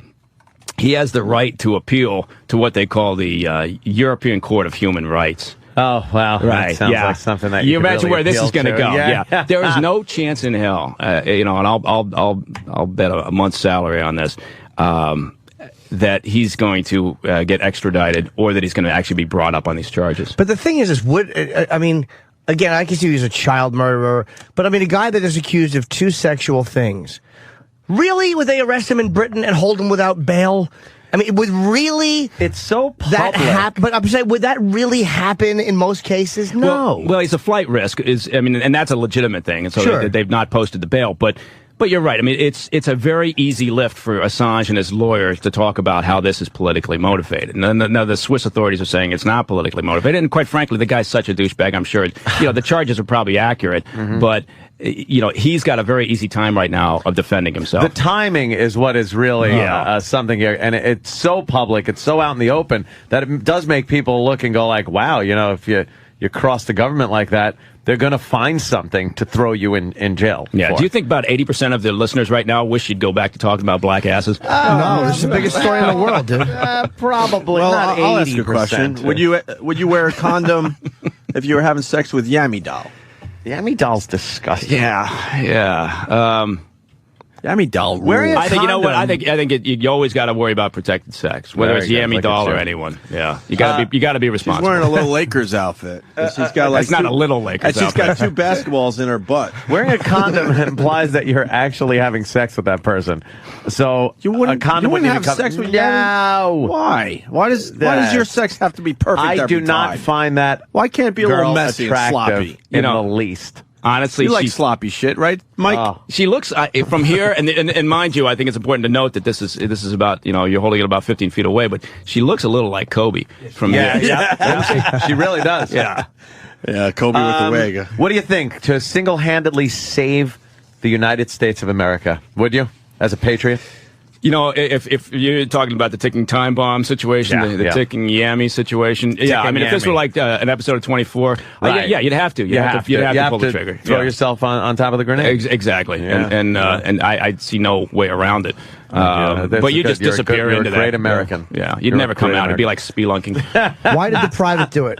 Why would he do it? He knows he's going to get caught, right? Because he's an asshole. But he had to know, or did he think he was going to get away with it? No, everybody who does something, you could argue everybody who does something stupid like this thinks they're too smart to get caught, right? I mean, you see that all the time. But what was his motive? That's a great question. And how did he get caught? Yeah, money. Does anyone know? He got caught with. I mean, there's firewalls set up, and there's breaks supposedly on the system that are supposed to point out the fact that you've downloaded 700,000 documents. I mean, somebody should notice somewhere. And so, but in terms of why did he do it, I'd be speculating. I think he was not coerced. That's the wrong word. He was influenced, I think, to some degree by some associates around him, possibly by the WikiLeaks people. I think perhaps he was a conscientious objector, although just have the balls to quit at that point. Figure a way to get out of the military. We're not really hearing much about him. Like, we're hearing a lot about WikiLeaks and whatever his name is. What is it? Assange. Julian Assange. We're hearing a lot about him and WikiLeaks, but we're not really hearing about this private that much. I think he's being questioned. Is that it? You think they're questioning That's going to be a problem. Now his defense will be that he was tortured while he was in the brig. It's all going to come back around. No, you're right. I mean, the story became very quickly two things. It became this issue of transparency, as if somehow it was okay for all this crap to be out there anyway. Yeah. And it became sort of the salacious comments that, you know what it's like? It's like, remember those 10 Russian spies that got picked up? Everybody went crazy for about 30 minutes, and then the whole conversation was about how hot Anna Chapman is. It really changed the subject. We completely lost sight of the fact that, okay, these guys were not, none of them were Lex Luthor, right? None of them individually were going to turn the world around. But the Russians clearly have the interest, the resource, the time, and the motivation to be operating networks like that. It's not the only one here in the States, I can guarantee that. And we lost sight of the fact that if they're willing to run these, schmucks out there just to spot people, their job wasn't to do anything other than just spot somebody of interest, pass them off to one of the serious folks that are actually doing the spy work. Yeah.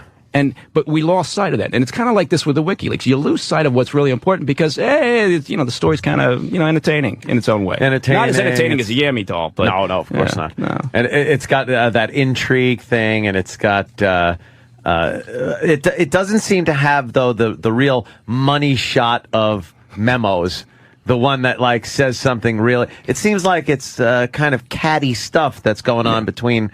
embassy people and whatnot. Yeah, I mean, it is. A lot of that, just like, Jim was talking about, is you read it and you think, oh, so what? Who cares? Let the stuff out there. But and what's the bigger picture is that it is kind of it kind of opens up our security and how we work with diplomats and people around the world. And, you know, it kind of it opens up your hand a little bit. Well, you get desensitized to it, and that's what happens. Everybody gets desensitized to the fact that, you know, some more secrets are out. So what? Move on. Who cares? Well, you know, the world isn't a benign place, right? There's a lot of bad things that go on out there. A lot of bad people trying to do, you know, horrible things, and you need an element of secrecy. If we operated in a completely transparent world, we would be completely fucked. That's exactly what I was saying yesterday. I was talking about Iran-Contra and just covert operations. They're called covert for a reason, and they're supposed to be covert. It's supposed to be going on behind the scenes, and it's for the best interest, for the most part, of the country, in one way or another. And some people, sometimes even Congress, aren't supposed to know about these things. Could you imagine Congress and the red tape of having to go through all this horse shit and legalities and stuff? You gotta sometimes, you know, you worked in that environment. You gotta sometimes cut some corners. Yeah, and you know what? There's a well, and with that, but no, you're right. I mean, there's an understood game that goes on too, to some degree. Yes. Where, okay, we're going to task you. You're going to go out there and do this, whatever the operation may be. If anything really goes wrong, we don't know anything. You're on your own. Yeah, you're on your own. And by the way, we're going to probably have a committee, you know, formed to crawl up your tailpipe and say, you know, how you screwed up and realize how you were the bad guy. Yeah, and the secretary will disavow any knowledge of your actions. Good luck. This is what bothers me about it. This is why again, I've said the things that I don't want coming out. Like, that's where it annoys me. But I'm tired of the U.S. and our phony politeness. Can we stop being polite to the rest of the shit planet? Apparently we can't. And stop, like, the fact that Guantanamo, like offering millions of dollars to a country to take a few prisoners. All that money could be preventing our taxes from being raised, and we're giving it to some fucking dump of a nation to please take a few prisoners. Or, hey, Obama will meet if you take one of these guys. Like, fucking stop it. That's a funny one. Stop trying to be the world's policeman and be nice guy. It's like, just... We'll give you Obama and a meeting with Bob Gates if you take two of them. But you know what I'm saying? That's the shit I'm tired of. Yeah. And if Saudi Arabia wanted us to hit Iran, and if Saudi Arabia is refusing to dismantle these charities that are fun, why are they doing that? It should be public. It should be public if they're giving cash to Al Qaeda.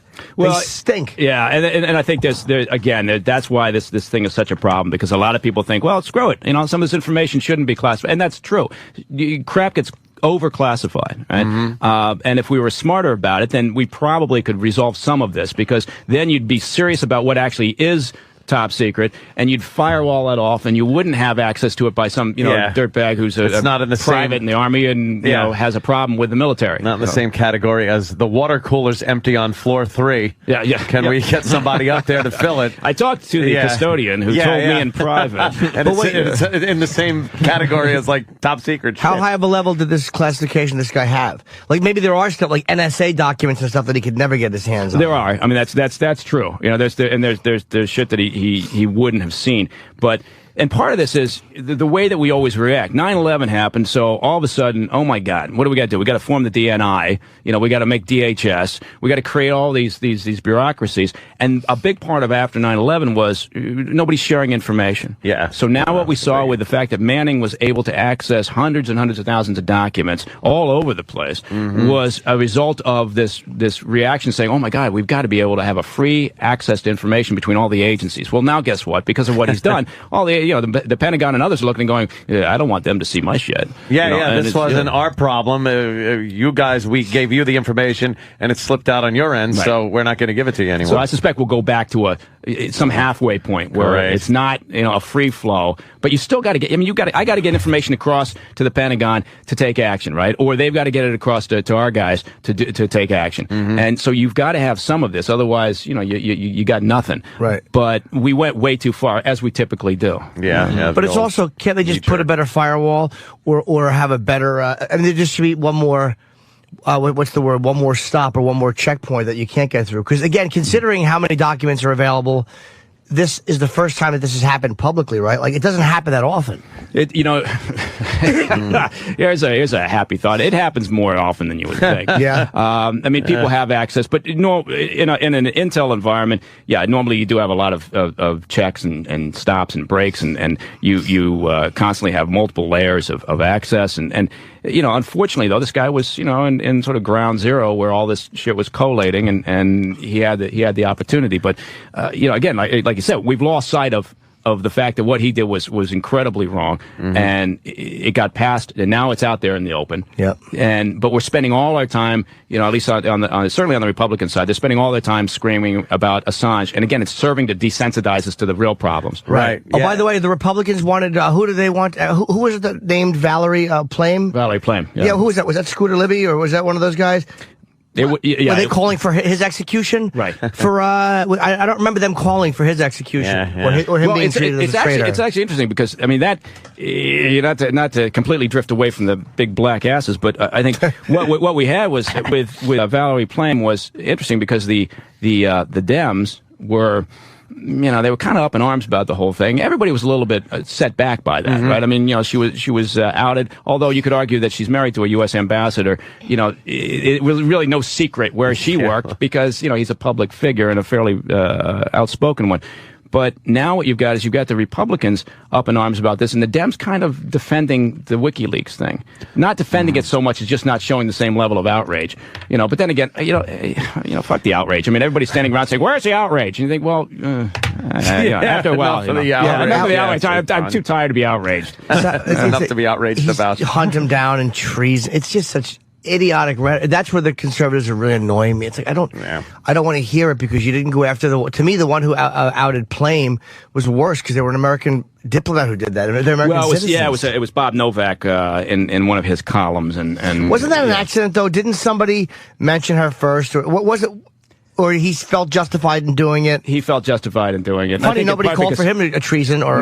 No, exactly. Well, who knows? Maybe because he's part of the media and that's just kind of what's expected. Yeah, with freedom of the press, you get into that weird area of, is this treasonous? Is it sensitive information that they're letting out? Or is it just the freedom of the press when they get the information to put it out there to the people?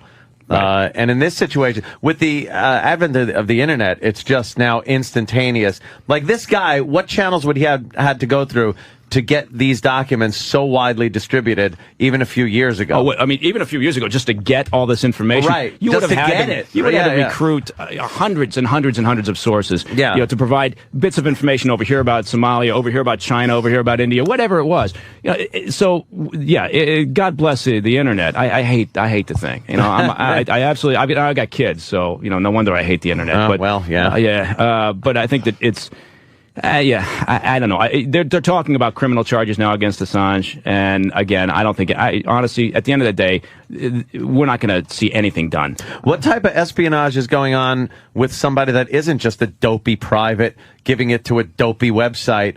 What governments are really looking into what we're doing, more sensitive stuff on the internet, and just culling from databases all over our country. Like that makes you start thinking, if this idiot could do it, there are people that are probably a lot better trained and they can suck up some of this sensitive information. Well, I think one of the takeaways for that is if people take the time to read all these documents.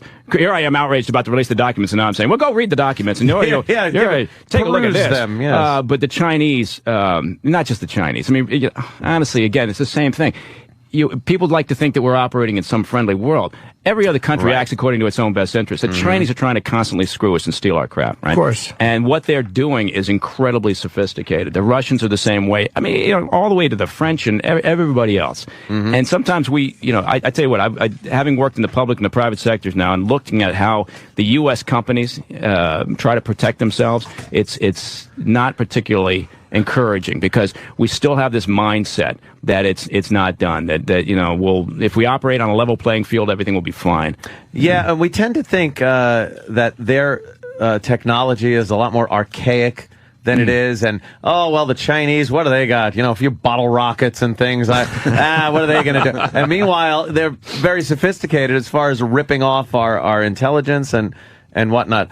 Speaking of China, what do you think about the Korean situation, North and South? Do you see that blowing up, quite literally? And what about China? Because years ago, obviously, China was a lot more communist than it is now. They've kind of settled into this capitalist communist thing. They love money, they love business, they love selling things, they love being part of that world economy.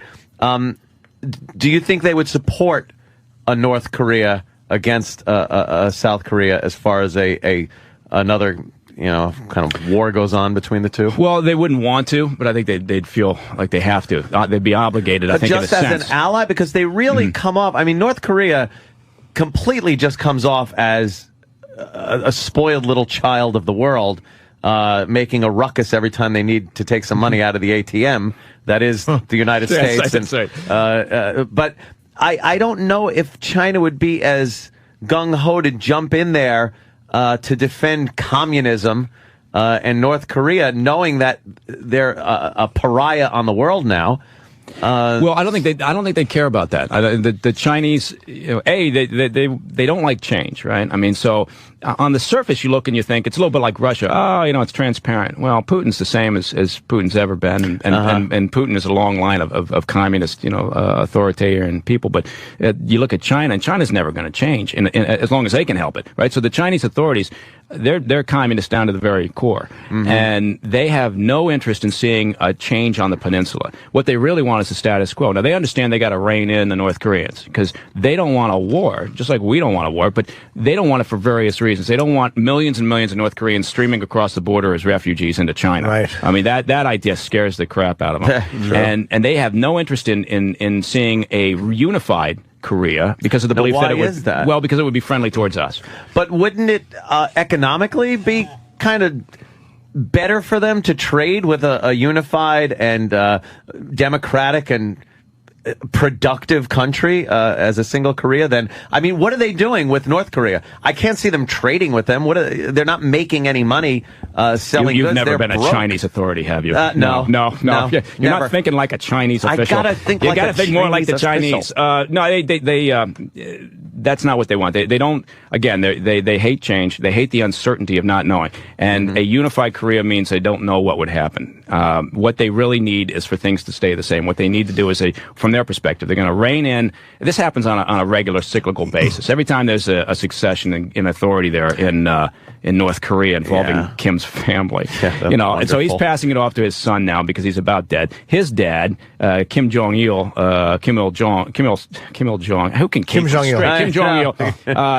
The same thing. They rattled the cage a bit when that happened. Every time they feel ignored or they need some concessions, they'll rattle the cage. So this always follows a certain pattern. And what happens? We act outraged and then we give in, right? And then we give them some concessions, and then things go back to normal. They shut up for a while, Right. and then it goes back to them. Yeah. So why are we on the DMZ? I mean, why are we have 14,000 troops there? Why are we wasting that money? Why do we have troops in Germany? Like, for what? I don't care what these countries do to each other. I could care less. It's like all those troops, all that money being wasted could be taking care of stuff here. So we bellyache like little children that we don't have money, and we're wasting it protecting the South Koreans. Fuck the South Koreans. Well, you know what they're there for? It's a good question, because if things really went south and a war started, believe me, those guys would be they'd be vaporized. Overrun in a second. So they're there as an insurance policy to convince the North Koreans and the Chinese not to do anything. And so what they've done is they figured out that the smallest number of troops they can have that will still be what they think to be insurance against the Chinese doing something or the North Koreans doing something stupid. They're literally expendable. But it's that insurance policy that, like, wow, we'd have to kill 14,000 Americans, and that would kind of infuriate the world. It's an act of war against America. It keeps them at bay. If we pulled out, they don't care how many Koreans they kill. Right. So I'm saying is why do we do that? That's the policing. Enough. I'm tired of allies. Saudi Arabia. Allies. No, but I'm tired of allies. Hey, we do enough for these motherfuckers. Look what Europe did after the Soviet Union fell. Ungrateful. They can't stand us. I'm happy they're broke. I really do. I hope the whole fucking part of the world, they have to beg forever. I can't. There's no gratitude for the U.S. No, they hate us. That's absolutely true. People talk about this, and I think that's that's something that the left has looked at over the past couple of years and thought, well, how come they don't like us now? Because Obama's been on this campaign for a couple of years of turning back the Bush years, and making us more acceptable overseas. It just doesn't matter. Right? We could give every major leader around the world a blowjob, and they won't care. They're not going to like us. Obama was trying that when he first got elected. Jesus, isn't that hysterical too? That his whole platform of change, and believe me, I couldn't be happier that this is happening. But his whole platform of change and really getting on the Bush administration and what they had done over 8 years, and the Bush tax cuts being extended. There's still prisoners in Guantanamo. There's still two-front war going on. And the guy is absolutely George W. Bush. No, it's true. I mean, it's true. You look at, and that's the part that probably more than anything drives people crazy on the left. Yeah, is the fact that when they look at all the counterterrorism measures put in place by Bush and Cheney over the past few years, the vast majority of those measures are still in place, and some of them have been kind of pushed even more aggressively under Obama, and it's driving the left nuts. But it's really an indication of Obama walked in there thinking he was going to close Guantanamo, and then he gets the actual brief. And he has a chance to sit in the big chair for a day. That's true. He realizes he can't make the changes he wants. No. The system is what it is. Right. But when it's very tough to make major fucking changes as a president. When you run and are he elected obviously doesn't want any of that shit you just mentioned. Yeah. When you run and you're elected on that platform, though, you are going to piss off a lot of people when you don't do that. Of course. Like I said, I couldn't be happier that he didn't do that. But you think going into it, he didn't realize how hard it would be? Exactly. I think, Mike. I think he was pandering to some degree, too. Yes. He knew what they wanted to hear. I mean, he's a great politician, right? And politicians love campaigning and winning, but then doing the job, I think a lot of politicians get kind of like, uh-oh, now I got to do this? I was a great campaigner. Right. And then realize how hard it actually is and now the job itself is like, oh. Wait a minute. I was watching that press conference yesterday. He looked like an angry fucking man. Yeah. He was a frustrated, angry man. Individual, too. Was it Obama? Yeah. You should have saw the press conference yesterday. He was taking his shots, knowing that he's going to get beat up with what went on. Was it Reed that came out and somebody said it looked like Reed's dog had been shot? It's such a great line. Like they are just beside themselves saying that the president caved. He was not happy yesterday. Like I said, though, couldn't be happier. I mean, I think extending the Bush tax cuts is good for to re-stimulate the economy. I think it's good for small and big business that are going to be doing the hiring and producing for the country.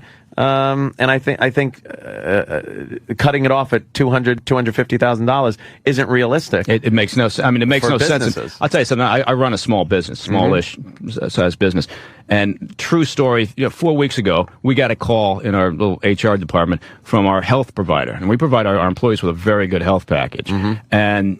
They call up and just out of the blue and stuff. Yeah, exactly. A sucking chest wound. Fucking tough guys. God, I love it. So they call up and say, we're raising your rates 30% as of the new year. 30% straight across the board. Didn't matter, single family coverage, whatever. Can I talk to someone about that? Yeah. No. Yeah. Well, that's what they said. I mean, they said, excuse me, is there something we can do to maybe negotiate? No. So we've had to go through the process of changing coverage with another provider just to find something that's going to work. Yeah. But the rates weren't high enough to begin with, so. So you were getting a really good. I'm sure you were getting a break anyway. I don't know how they get away with that. It's sickening, unbelievable. Do you said the big chair. You said something important. I think that Obama got to sit in the big chair, and I've always felt like we always have this illusion as guys not in the know that there is when you get the gig, then they tell you like you don't know this stuff campaigning. Here's what really happens. I guess that happens once you get elected or when you're president-elect, and then you realize what you can change. Because Obama would have pulled out troops. And he made them wait. And who was the general that was fired for the Rolling Stone article? Oh, McChrystal. McChrystal. He was angry about waiting for 30,000 more. But because I think Obama knew that was a tremendous no-no for his constituency or whatever. Mm-hmm. But is that what happens when these guys get elected? That all of a sudden they realize, like, idealistically, I would like to change this, but it's just not a realistic thing to do. Right. I mean, once you're the president-elect, and they start giving you the real file information? marked real information. Wait. Yeah. But who are those people that sit you down? Bill Burr has a great bit where he says they take you through the basement of the White House and show you where all the bodies are buried and what really happened with Kennedy and all that shit. Show you the Kennedy assassination from 5 camera angles. Yeah, that's Bill Hicks, right? Yeah, that was Bill Hicks. It says Kennedy's brain in a jar. I thought Burr had something on that too. Billy's got something on that. Yeah, I confused it too. So that was great. Two Five great different angles. Comics, one dead, one alive, whatever. But yeah, who actually gives the little speech to the president coming in? There's a guy named Chuck. He's been there forever. Chuck knows everything. He's the guy with the big thing of keys on his belt. You know, he's a drunk and a blabbermouth. You know? Fucking Baker, obviously joking, but those guys usually know way more about a company than right. I'll the tell guys you think should know. At the CIA, you know, you want to find out something, you go to the old ladies wearing the comfortable shoes who have been there for 35 years, walking up and down those hallways, listening, you know, collecting files and taking pieces of paper down to the file room, and we actually do. We just got one file room with a key on it. You know, that's access information. Yeah, you got an old lady there, you know. I come down to get the file. You know, and did you guys have fun at the CIA ever? Yeah, we had a great time. We had a great time. I bet it's a blast. Is it a loose working environment? Not so much in headquarters, but I spent almost all my time on the road. 17 years in overseas. Yeah, so killing people, and that's the way. That's the way to do it. Yeah. I'd love to know who you killed. Let's be honest with each other. Oh, You're a bad man. All right, if I get a copy of Straight Stuntin' magazine, I want that's what I would be as an interrogation subject. You know, I'm not talking. Well, here's Straight Stuntin'. Okay, what do you need to know? Well, here's the info. You can win. Wait a minute, look at it. No wonder she's got such a big ass. She's got chocolate syrup and whipped cream all over her. How great is he? He's willing to talk about the big black asses now. She can't even get it in her mouth. I mean, what do you think is in the encrypted files? The terabyte that they have. People have downloaded 256-bit encryption. Oh, that poison pill thing. People have downloaded. I imagine there's a few things in that are unpleasant. Yeah, I mean, again, you have to imagine that what they've done is they went through quickly all the documents and the sexiest stuff they pulled and said, "Oh, look at that," and they're probably either thinking they can monetize it or what they're talking about right now, which is hold it in case they need some leverage in terms of litigation. How long would it take to read all those documents? How many years? Oh, I could probably do it in a couple of days. I think. Yeah, but when I'm very clever. When something like that comes out, how do they get all the knowledge out of it? You know what I mean? Like who goes through it? Obviously, I mean, if you've got paper copy, good luck. But electronic copies, you can start doing some keyword and key phrase searches. Oh, is that how they do it? Yeah. So then you break it down into areas. Gotcha. And I knew there had to be a system because every once in a while something like this comes out where it's so much info it would be impossible to go through it immediately. But they have a way to understanding kind of what's in there already. And you'll look through. You'll split it off according to classification.